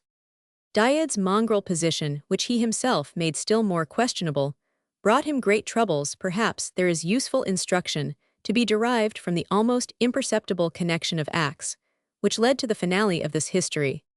In the first place, the sneerers of Paris did not see without malicious smiles and words the pictures with which the former quartermaster adorned his handsome mansion. Works of art purchased the night before were said to be spoils from Spain, and this accusation was the revenge of those who were jealous of his present fortune. Juana comprehended this reproach, and by her advice, Died sent back to Tarragona all the pictures he had brought from there. But the public, determined to see things in the worst light, only said that Died is shrewd. He has sold his pictures. Worthy people continued to think that those which remained in the Died salons were not honorably acquired. Some jealous women asked how it was that a Died had been able to marry so rich and beautiful a young girl. Hence comments and satires without end, such as Paris contributes. And yet it must be said that Juana met on all sides the respect inspired by her pure and religious life, which triumphed over everything, even Parisian calumny. But this respect stopped short with her. Her husband received none of it. Juana's feminine perception and her keen eye hovering over her salons brought her nothing but pain. This lack of esteem was perfectly natural. Died's comrades, in spite of the virtues which our imaginations attribute to soldiers, never forgave the former quartermaster of the 6th of the line for becoming suddenly so rich, and for attempting to cut a figure in Paris. Now in Paris, from the last house in the Faubourg Saint-Germain to the last in the Rue Saint-Lazare, between the heights of the Luxembourg and the heights of Montmartre, all that clothes itself and gabbles clothes itself to go out and goes out to gabble. All that world of great and small pretensions, that world of insolence and humble desires, of envy and cringing, all that is gilded or tarnished, young or old, noble of yesterday or noble from the 4th century, all that sneers at a parvenu, all that fears to commit itself, all that wants to demolish power and worships power, if it resists, all those ears hear, all those tongues say, all those minds know, in a single evening, where the newcomer who aspires to honor among them was born and brought up. And what that interloper has done or has not done in the course of his life, there may be no court of assizes for the upper classes of society. But at any rate, they have the most cruel of public prosecutors, an intangible moral being both judge and executioner, who accuses and brands. Do not hope to hide anything from him. Tell him all yourself. He wants to know all, and he will know all. Do not ask what mysterious telegraph it was which conveyed to him, in the twinkling of an eye, at any hour, in any place, that story, that bit of news, that scandal. Do not ask what prompts him. That telegraph is a social mystery. No observer can report its effects. Of many extraordinary instances, thereof one may suffice. The assassination of the Duc de Berry, which occurred at the Opera House, was related within 10 minutes in the Isle St. Louis. Thus the opinion of the 6th of the line, as to its quartermaster, filtered through society the night on which he gave his first ball. Died was therefore debarred from succeeding in society henceforth. His wife alone, had the power to make anything of him miracle of our strange civilization in Paris. If a man is incapable of being anything himself, his wife, when she is young and clever, may give him other chances for elevation. We sometimes meet with invalid women, feeble beings, apparently who without rising from sofas, or leaving their chambers have ruled society, moved 1,000 springs, and placed their husbands, where their ambition or their vanity prompted. But Juana, whose childhood was passed in her retreat in Tarragona, knew nothing of the vices, the meannesses, or the resources of Parisian society. She looked at that society with the curiosity of a girl, but she learned from it only that which her sorrow and her wounded pride revealed to her. Juana had the tact of a virgin heart, which receives impressions in advance of the event after the manner of what are called sensitives. The solitary young girl, so suddenly become a woman and a wife, saw plainly that were she to attempt to compel society to respect her husband, it must be after the manner of Spanish beggars, carbine in hand. Besides the multiplicity of the precautions she would have to take would they meet the necessity suddenly. She divined society, as once before she had divined life, and she saw nothing around her but the immense extent of an irreparable disaster. She had moreover the additional grief of tardily recognizing her husband's peculiar form of incapacity. He was a man unfitted for any purpose that required continuity of ideas. He could not understand a consistent part, such as he ought to play in the world. He perceived it neither as a whole nor in its gradations, and its gradations were everything. He was in one of those positions where shrewdness and tact might have taken the place of strength. When shrewdness and tact succeed, they are perhaps the highest form of strength. Now Diad, far from arresting the spot of oil on his garments left by his antecedents, did his best to spread it, incapable of studying the phase of the empire, in the midst of which he came to live in Paris. He wanted to be made prefect at that time. Every one believed in the genius of Napoleon. His favor enhanced the value of all offices. Prefectures, those miniature empires, could only be filled by men of great names, or chamberlains of Roman 1000. The emperor and king, already the prefects, were a species of vizier. The myrmidons of the great man scoffed at Diad's pretensions to a prefecture, whereupon he lowered his demand to a subprefecture. There was of course a ridiculous discrepancy between this latter demand and the magnitude of his fortune to frequent the imperial salons and live with insolent luxury, and then to abandon that millionaire life and bury himself as subprefect at Issoudun or Savonay, was certainly holding himself below his position. Juana, too late aware of our laws and habits and administrative customs, did not enlighten her husband soon enough. Diad, desperate, petitioned successively. The ministerial powers repulsed everywhere. He found nothing open to him, and society then judged him as the government judged him. And as he judged himself, Diad, grievously wounded on the battlefield, was nevertheless not decorated the quartermaster rich, as he was allowed no place in public life, and society logically refused him that to which he pretended in its midst. Finally, to cap all, the luckless man felt in his own home the superiority of his wife, though she used great tact, we might say velvet softness, if the term were admissible, to disguise from her husband this supremacy, which surprised and humiliated herself. Diad ended by being affected by it. At a game of life like this, men are either unmanned, or they grow the stronger, or they give themselves to evil. The courage or the ardor of this man lessened under the reiterated blows which his own faults dealt to his self-appreciation, and fault after fault he committed. In the first place, he had to struggle against his own habits and character, a passionate provincial, frank in his vices as in his virtues.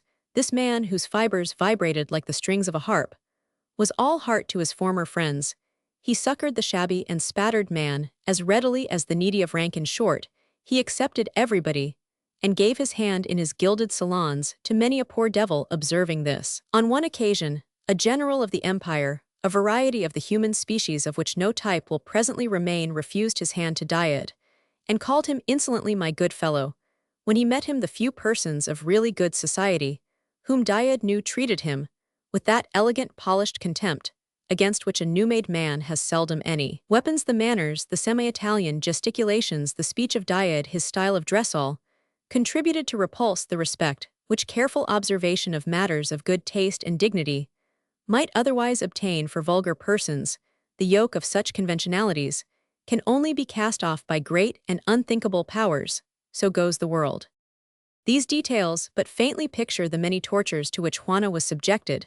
They came upon her one by one each social nature pricked her with its own particular pin.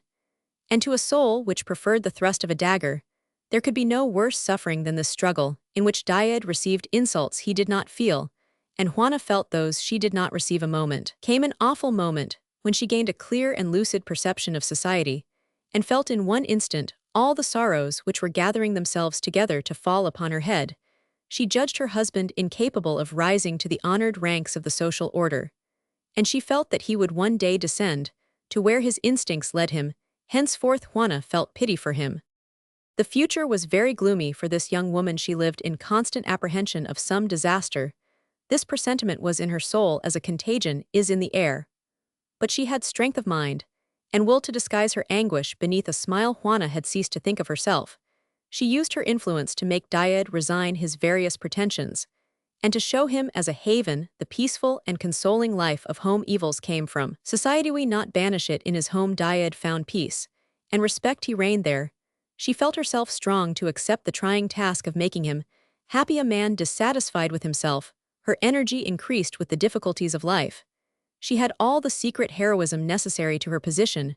Religion inspired her with those desires which support the angel appointed to protect a Christian soul. Occult poesy, allegorical image of our two natures. Died abandoned his projects, closed his house to the world, and lived in his home. But here he found another reef. The poor soldier had one of those eccentric souls which need perpetual motion. Died was one of the men who are instinctively compelled to start again the moment they arrive, and whose vital object seems to be to come and go incessantly like the wheels mentioned in Holy Writ. Perhaps he felt the need of flying from himself without wearying of Juana, without blaming Juana. His passion for her, rendered tranquil by time, allowed his natural character to assert itself. Henceforth his days of gloom were more frequent, and he often gave way to southern excitement. The more virtuous a woman is, and the more irreproachable, the more a man likes to find fault with her, if only to assert by that act his legal superiority. But if by chance she seems really imposing to him, he feels the need of foisting faults upon her. After that, between man and wife, trifles increase and grow till they swell to Alps. But Juana, patient, and without pride, gentle, and without that bitterness which women know so well how to cast into their submission, left Died no chance for planned ill humor. Besides, she was one of those noble creatures to whom it is impossible to speak disrespectfully. Her glance, in which her life saintly and pure shone out, had the weight of a fascination. Died, embarrassed, at first then annoyed, ended by feeling that such high virtue was a yoke upon him. The goodness of his wife gave him no violent emotions, and violent emotions were what he wanted. What myriads of scenes are played in the depths of his souls, beneath the cold exterior of lives that are apparently commonplace among these dramas, lasting each but a short time, though they influence life so powerfully, and are frequently the forerunners of the great misfortune doomed to fall on so many marriages. It is difficult to choose an example. There was a scene, however, which particularly marked the moment when in the life of this husband and wife estrangement began. Perhaps it may also serve to explain the finale of this narrative. Juana had 2 children happily for her 2 sons. The first was born 7 months after her marriage. He was called Juan, and he strongly resembled his mother. The second was born about 2 years after her arrival in Paris.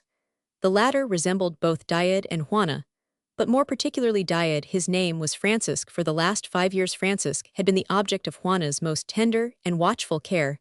The mother was constantly occupied with that child, to him her prettiest caresses, to him the toys, but to him especially the penetrating mother looks. Juana had watched him from his cradle.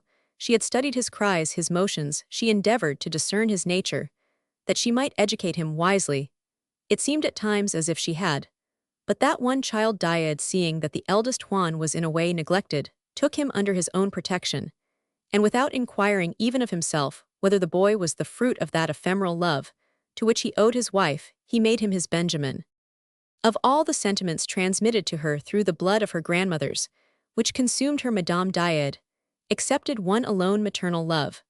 But she loved her children doubly, first, with the noble violence of which her mother, the Marana, had given her the example; secondly, with grace and purity, in the spirit of those social virtues the practice of which was the glory of her life, and her inward recompense, the secret thought, the conscience of her motherhood, which gave to the Marana's life its stamp of untaught poesy, was to Juana an acknowledged life, an open consolation. At all hours her mother had been virtuous, as other women are criminal in secret. She had stolen a fancied happiness. She had never really tasted it, but Juana, unhappy in her virtue as her mother was unhappy in her vice, could enjoy at all moments the ineffable delights which her mother had so craved, and could not have to her, as to her mother maternity, comprised all earthly sentiments each from differing causes. Had no other comfort in their misery. Juana's maternal love may have been the strongest, because deprived of all other affections, she put the joys she lacked into the one joy of her children, and there are noble passions that resemble vice. The more they are satisfied, the more they increase. Mothers and gamblers are alike insatiable. When Juana saw the generous pardon laid silently on the head of Juan by Diad's fatherly affection, she was much moved, and from the day when the husband and wife changed parts she felt for him the true and deep interest she had hitherto shown to him as a matter of duty. Only if that man had been more consistent in his life, if he had not destroyed by fitful inconstancy and restlessness the forces of a true though excitable sensibility, Juana would doubtless have loved him in the end. Unfortunately, he was a type of those southern natures, which are keen in perceptions, they cannot follow out, capable of great things overnight and incapable the next morning, often the victim of their own virtues, and often lucky through their worst passions. Admirable men, in some respects, when their good qualities are kept to a steady energy, by some outward bond. For 2 years after his retreat from active life, Diad was held captive in his home by the softest chains.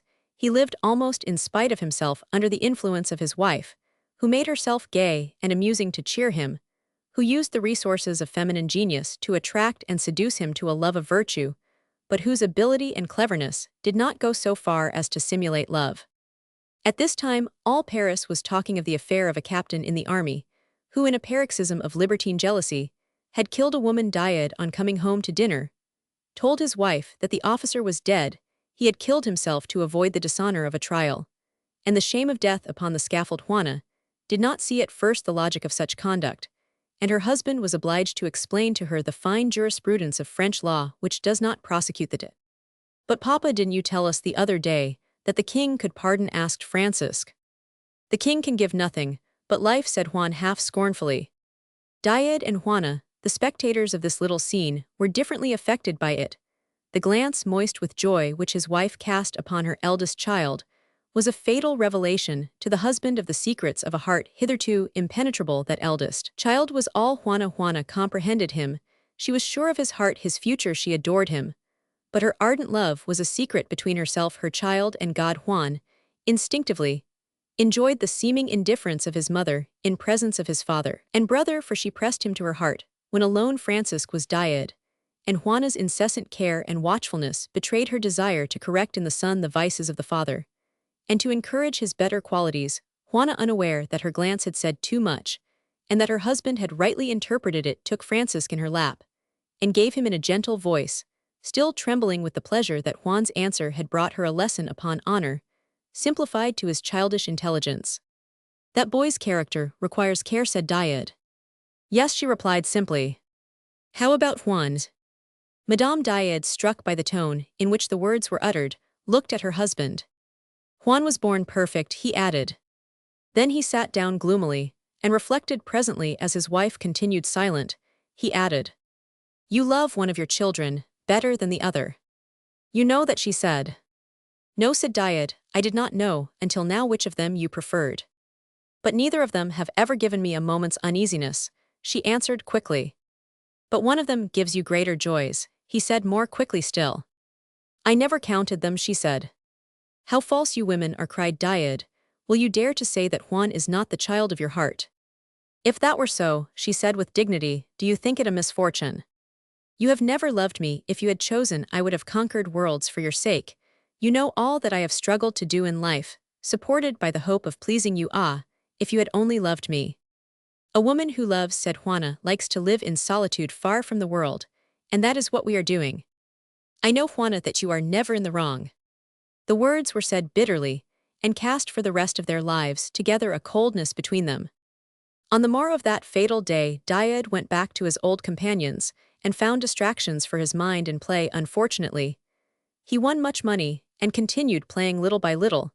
He returned to the dissipated life he had formerly lived. Soon, He ceased even to dine in his own home. Some months went by in the enjoyment of this new independence. He was determined to preserve it, and in order to do so, he separated himself from his wife, giving her the large apartments, and lodging himself in the entresol. By the end of the year, Died and Juana only saw each other in the morning at breakfast. Like all gamblers, he had his alternations of loss and gain, not wishing to cut into the capital of his fortune.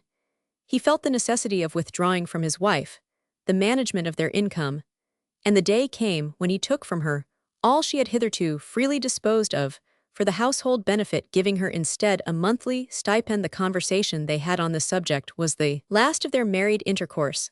The silence that fell between them was a true divorce. Juana comprehended that from henceforth she was only a mother, and she was glad, not seeking for the causes of this evil, for such an event is a great evil. Children are conjointly one with husband and wife in the home, and the life of her husband could not be a source of grief and injury to Juana only.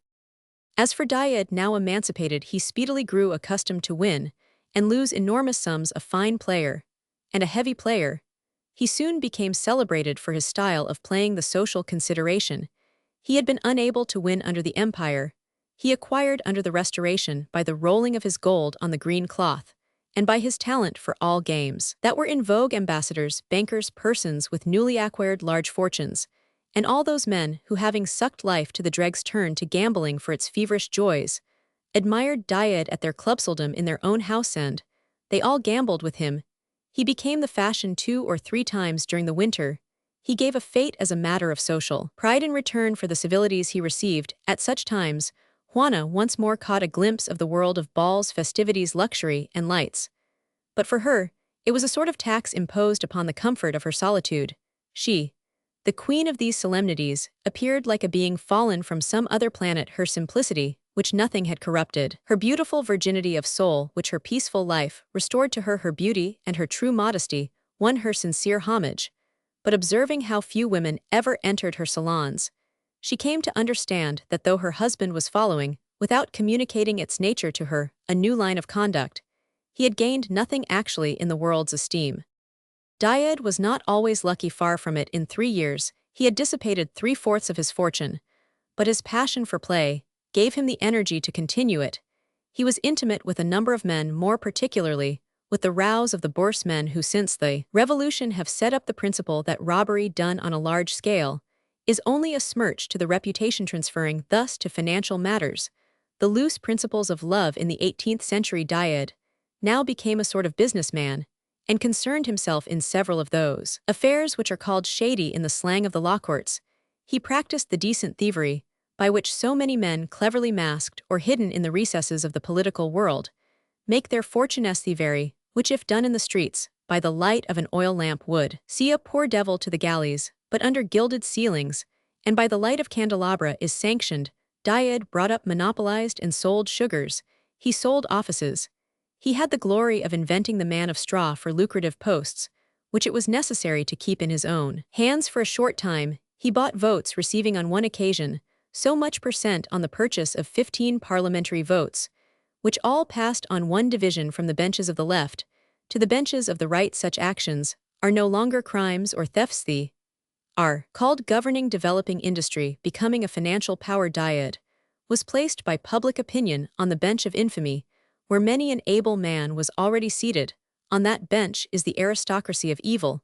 It is the upper chamber of scoundrels of high life. Died was therefore not a mere commonplace gambler who is seen to be a blackguard, and ends by begging. That style of gambler is no longer seen in society of a certain topographical height. In these days bold scoundrels die brilliantly in the chariot of vice, with the trappings of luxury. Died at least did not buy his remorse at a low price. He made himself one of these privileged men, having studied the machinery of government, and learned all the secrets and the passions of the men in power. He was able to maintain himself in the fiery furnace into which he had sprung. Madame Died knew nothing of her husband's infernal life. Glad of his abandonment, she felt no curiosity about him, and all her hours were occupied. She devoted what money she had to the education of her children, wishing to make men of them, and giving them straightforward reasons, without, however, taking the bloom from their young imaginations. Through them alone came her interests, and her emotions. Consequently, she suffered no longer from her blemished life. Her children were to her what they are to many mothers for a long period of time. A sort of renewal of their own existence. Died was now an accidental circumstance, not a participator in her life, and since he had ceased to be the father and the head of the family, Juana felt bound to him by no tie other than that imposed by conventional laws. Nevertheless, she brought up her children to the highest respect for paternal authority. However imaginary it was for them in this, she was greatly seconded by her husband's continual absence. If he had been much in the home, Died would have neutralized his wife's efforts. The boys had too much intelligence and shrewdness not to have judged their father, and to judge a father is moral parricide. In the long run, however, Juana's indifference to her husband wore itself away. It even changed to a species of fear. She understood at last how the conduct of a father might long weigh on the future of her children, and her motherly solicitude brought her many though incomplete revelations of the truth from day to day. The dread of some unknown but inevitable evil in the shadow of which she lived became more and more keen and terrible. Therefore, during the rare moments when Died and Juana met, she would cast upon his hollow face, wan from nights of gambling and furrowed by emotions, a piercing look, the penetration of which made Died shudder at such times. The assumed gaiety of her husband alarmed Juana more than his gloomiest expressions of anxiety. When by chance he forgot that assumption of joy, Died feared his wife as a criminal fears the executioner. In him, Juana saw her children's shame, and in her Died dreaded a calm vengeance. The judgment of that serene brow and arm raised a weapon. After 15 years of marriage, Died found himself without resources. He owed 300,000 francs, and he could scarcely muster 100,000. The house, his only visible possession, was mortgaged to its fullest selling value a few days more, and the sort of prestige with which opulence had invested him would vanish. Not a hand would be offered, not a purse would be opened to him unless some favorable event occurred. He would fall into a slough of contempt deeper, perhaps, than he deserved, precisely because he had mounted to a height he could not maintain at this juncture. He happened to hear that a number of strangers of distinction, diplomats and others, were assembled at the watering places in the Pyrenees, where they gambled for enormous sums, and were doubtless well supplied with money. He determined to go at once to the Pyrenees, but he would not leave his wife in Paris, lest some importunate creditor might reveal to her the secret of his horrible position. He therefore took her and the 2 children with him, refusing to allow her to take the tutor and scarcely permitting her to take a maid. His tone was curt and imperious. He seemed to have recovered some energy. This sudden journey, the cause of which escaped her penetration, alarmed Juana secretly. Her husband made it gaily obliged to occupy the same carriage. He showed himself day by day more attentive to the children, and more amiable to their mother. Nevertheless, each day brought Juana dark presentiments, the presentiments of mothers who tremble without apparent reason, but who are seldom mistaken when they tremble thus. For them, the veil of the future seems thinner than for others. At Bordeaux, Died hired in a quiet street a quiet little house neatly furnished, and in it he established his wife. The house was at the corner of 2 streets, and had a garden joined to the neighboring house on one side, only it was open to view and accessible on the other 3 sides. Died paid the rent in advance, and left Juana barely enough money for the necessary expenses of 3 months, a sum not exceeding 1,000 francs. Madame Died made no observation on this unusual meanness when her husband told her that he was going to the watering places, and that she would stay at Bordeaux. Juana offered no difficulty, and at once formed a plan to teach the children Spanish and Italian, and to make them read the 2 masterpieces of the 2 languages. She was glad to lead a retired life, simply and naturally economical, to spare herself the troubles of material life. She arranged with a traiteur the day after Died's departure to send in their meals. Her maid then sufficed for the service of the house, and she thus found herself without money, but her wants all provided for until her husband's return. Her pleasures consisted in taking walks with the children. She was then 33 years old. Her beauty, greatly developed, was in all its luster. Therefore, as soon as she appeared, much talk was made in Bordeaux about the beautiful Spanish stranger. At the first advances made to her, Juana ceased to walk abroad, and confined herself wholly to her own large garden. Died at first made a fortune at the baths. In 2 months, he won $300,000, but it never occurred to him to send any money to his wife. He kept it all, expecting to make some great stroke of fortune on a vast stake. Towards the end of the 2nd month, the Marquis de Montefiore appeared at the same baths. The Marquis was at this time celebrated for his wealth, his handsome face, his fortunate marriage with an Englishwoman, and more especially for his love of play. Diad, his former companion, encountered him, and desired to add his spoils to those of others. A gambler with 400,000 francs in hand is always in a position to do as he pleases. Diad, confident in his luck, renewed acquaintance with Montefiore. The latter received him very coldly, but nevertheless they played together, and Diad lost every penny that he possessed and more. "My dear Montefiore," said the ex-quartermaster, after making a tour of the salon, "I owe you 100,000 francs, but my money is in Bordeaux, where I have left my wife." Diad had the money in bank bills in his pocket, but with the self-possession and rapid bird's-eye view of a man accustomed to catch at all resources, he still hoped to recover himself by some one of the endless caprices of play. Montefiore had already mentioned his intention of visiting Bordeaux. Had he paid his debt on the spot, Diad would have been left without the power to take his revenge. A revenge at cards often exceeds the amount of all preceding losses, but these burning expectations depended on the Marquis' reply. "Wait, my dear fellow," said Montefiore, "and we will go together to Bordeaux in all conscience. I am rich enough today not to wish to take the money of an old comrade." 3 days later, Diad and Montefiore were in Bordeaux at a gambling table. Diad, having won enough to pay his 100,000 francs, went on until he had lost 200,000 more on his word. He was gay as a man who swam in gold. 11 o'clock sounded. The night was superb. Montefiore may have felt like Diad a desire to breathe the open air and recover from such emotions in a walk. The latter proposed to the Marquis to come home with him to take a cup of tea and get his money. "But Madame Diad," said Montefiore. "Bah!" exclaimed the husband. They went downstairs, but before taking his hat, Diad entered the dining room of the establishment and asked for a glass of water. While it was being brought, he walked up and down the room, and was able without being noticed to pick up one of those small sharp-pointed steel knives with pearl handles which are used for cutting fruit at dessert. "Where do you live?" said Montefiore. "In the courtyard, for I want to send a carriage there to fetch me." Diad told him the exact address. "You see," said Montefiore in a low voice, taking Diad's arm, "that as long as I am with you I have nothing to fear. But if I came home alone, and a scoundrel were to follow me, I should be profitable to kill. Have you much with you?" "No, not much," said the wary Italian, "only my winnings, but they would make a pretty fortune for a beggar, and turn him into an honest man for the rest of his life." Diad led the Marquis along a lonely street, where he remembered to have seen a house, the door of which was at the end of an avenue of trees, with high and gloomy walls on either side of it. When they reached this spot, he coolly invited the Marquis to precede him, but as if the latter understood him, he preferred to keep at his side. Then no sooner were they fairly in the avenue than Diad, with the agility of a tiger, tripped up the Marquis with a kick behind the knees. Putting a foot on his neck, stabbed him again and again to the heart, till the blade of the knife broke in it. Then he searched Montefiore's pockets, took his wallet, money, everything. But though he had taken the Italian unawares, and had done the deed with lucid mind and the quickness of a pickpocket, Montefiore had time to cry "Murder! Help!" in a shrill and piercing voice, which was fit to rouse every sleeper in the neighborhood. His last sighs were given in those horrible shrieks.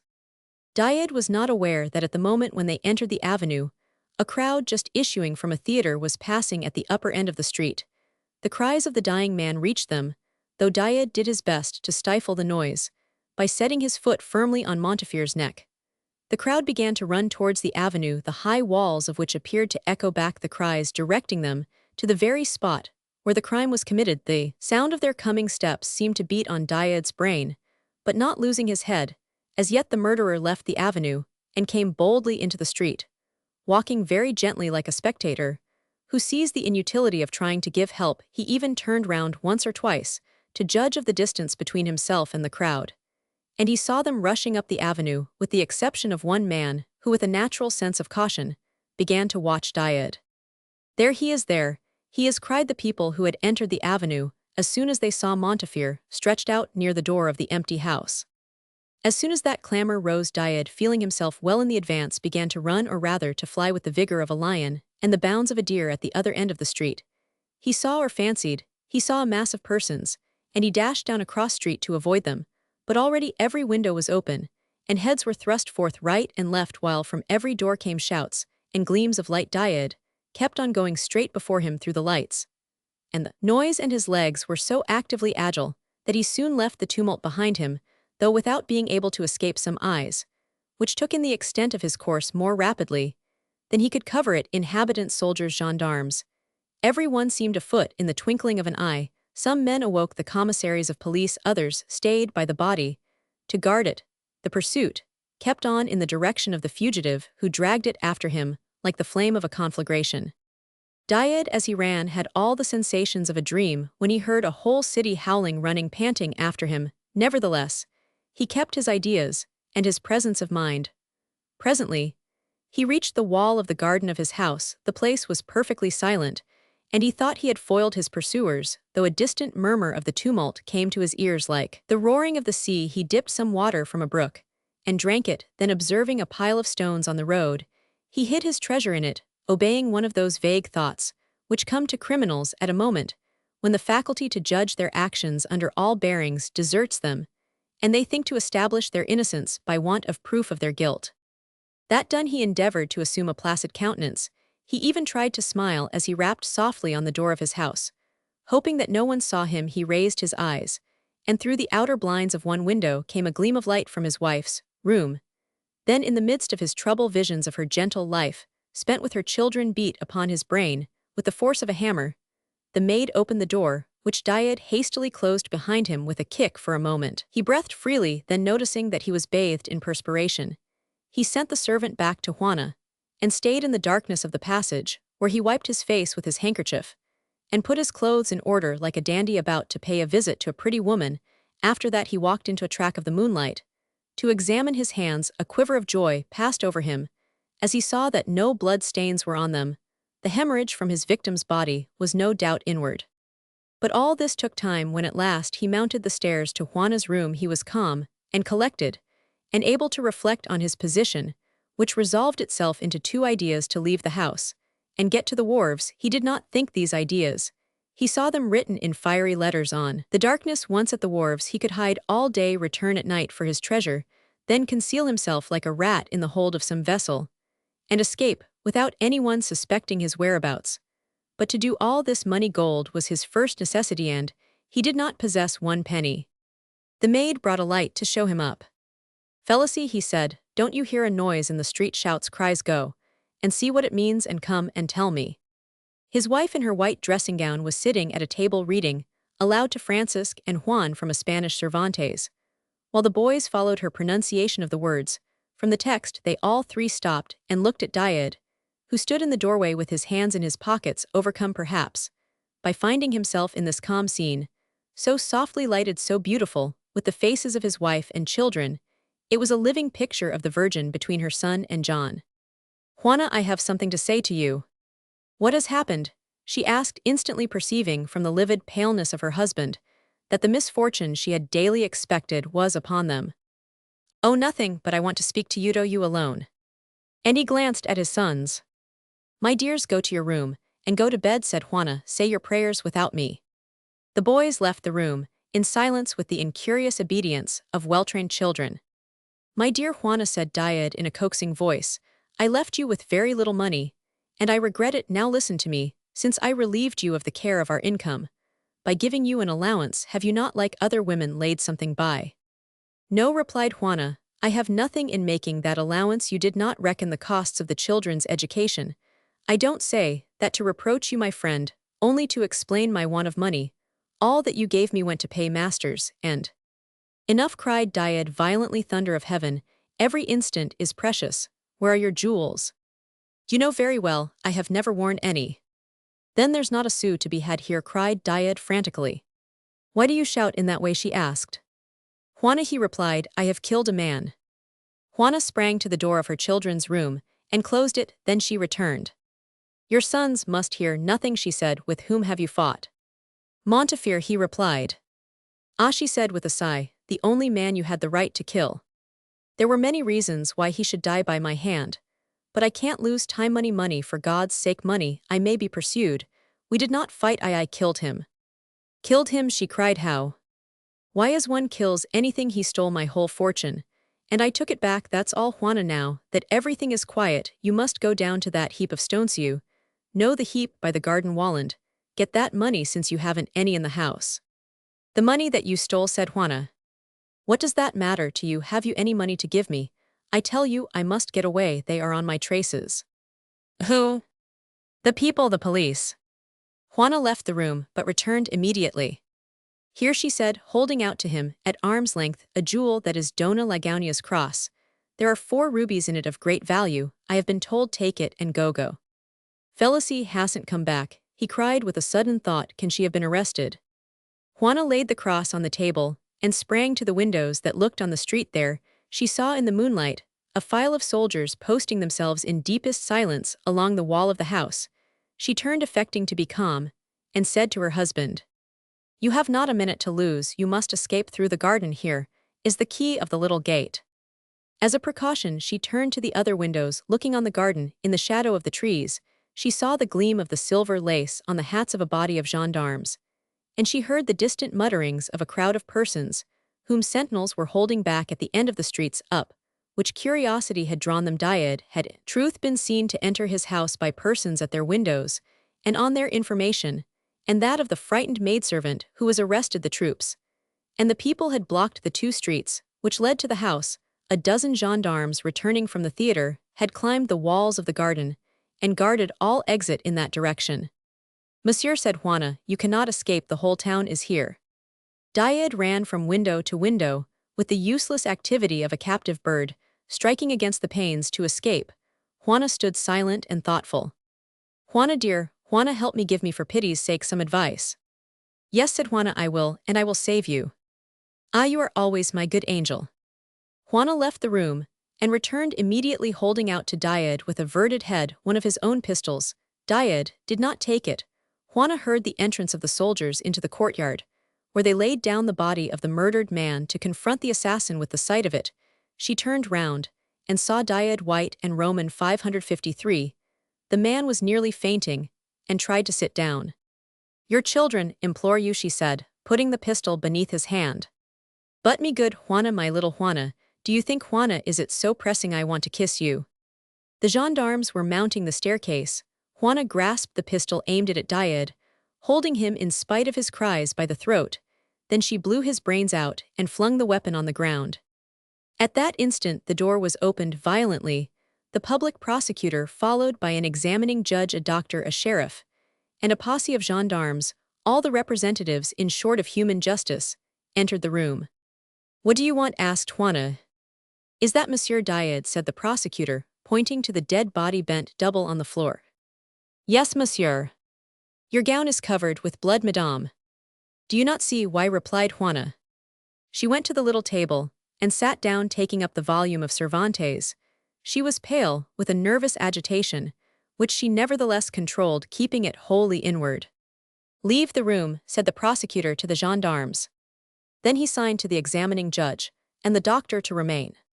"Madame, under the circumstances, we can only congratulate you on the death of your husband," he said. "At least he has died as a soldier. Should whatever crime his passions may have led him to commit, his act renders negatory that of justice. But however, we may desire to spare you at such a moment. The law requires that we should make an exact report of all violent deaths. You will permit us to do our duty." "May I go and change my dress?" she asked, laying down the volume. "Yes, madame, but you must bring it back to us. The doctor may need it." "It would be too painful for madame to see me operate," said the doctor, understanding the suspicions of the prosecutor. "Messieurs," he added, "I hope you will allow her to remain in the next room." The magistrates approved the request of the merciful physician, and Felicie was permitted to attend her mistress. The judge and the prosecutor talked together in a low voice. "Officers of the law are very unfortunate in being forced to suspect all, and to imagine evil everywhere by dint of supposing wicked intentions, and of comprehending them in order to reach the truth hidden under so many contradictory actions. It is impossible that the exercise of their dreadful functions should not in the long run dry up at their source the generous emotions they are constrained to repress, if the sensibilities of the surgeon who probes into the mysteries of the human body end by growing callous. What becomes of those of the judge, who is incessantly compelled to search the inner folds of the soul? Martyrs to their mission, magistrates are all their lives in mourning for their lost illusions. Crime weighs no less heavily on them than on the criminal. An old man seated on the bench is venerable, but a young judge makes a thoughtful person shudder. The examining judge in this case was young, and he felt obliged to say to the public prosecutor, Do you think that woman was her husband's accomplice? Ought we to take her into custody? Is it best to question her? The prosecutor replied with a careless shrug of his shoulders. Montefiore and Diade were two well-known scoundrels. The maid evidently knew nothing of the crime better. Let the thing rest there. The doctor performed the autopsy and dictated his report to the sheriff. Suddenly, he stopped and hastily entered the next room. "Madame," he said. Juana, who had removed her bloody gown, came towards him. "It was you," he whispered, stooping to her ear, "who killed your husband." "Yes, monsieur," she replied. The doctor returned and continued his dictation as follows. "And from the above assemblage of facts, it appears evident that the said Diade killed himself voluntarily and by his own hand." "Have you finished?" he said to the sheriff after a pause. "Yes," replied the writer.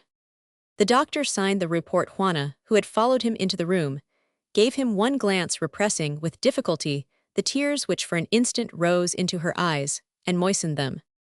"Messieurs," she said to the public prosecutor, "and the judge, I am a stranger here and a Spaniard. I am ignorant of the laws, and I know no one in Bordeaux. I ask of you one kindness: enable me to obtain a passport for Spain." "One moment," cried the examining judge. "Madame, what has become of the money stolen from the Marquis de Montefiore?" "Monsieur Diade," she replied, "said something to me vaguely about a heap of stones under which he must have hidden it." "Where?" "In the street." The two magistrates looked at each other. Juana made a noble gesture and motioned to the doctor. "Monsieur," she said in his ear, "can I be suspected of some infamous action? The pile of stones must be close to the wall of my garden. Go yourself. I implore you, look, search, find that money." The doctor went out, taking with him the examining judge, and together they found Montefiore's treasure. Within 2 days, Juana had sold her cross to pay the costs of a journey on her way with her 2 children, to take the diligence which would carry her to the frontiers of Spain. She heard herself being called in the street. Her dying mother was being carried to a hospital, and, through the curtains of her litter, she had seen her daughter Juana, made the bearers enter a porticacher that was near them. And there the last interview between the mother and the daughter took place. Though the two spoke to each other in a low voice, Juan heard these parting words: "Mother, die in peace. I have suffered for you all.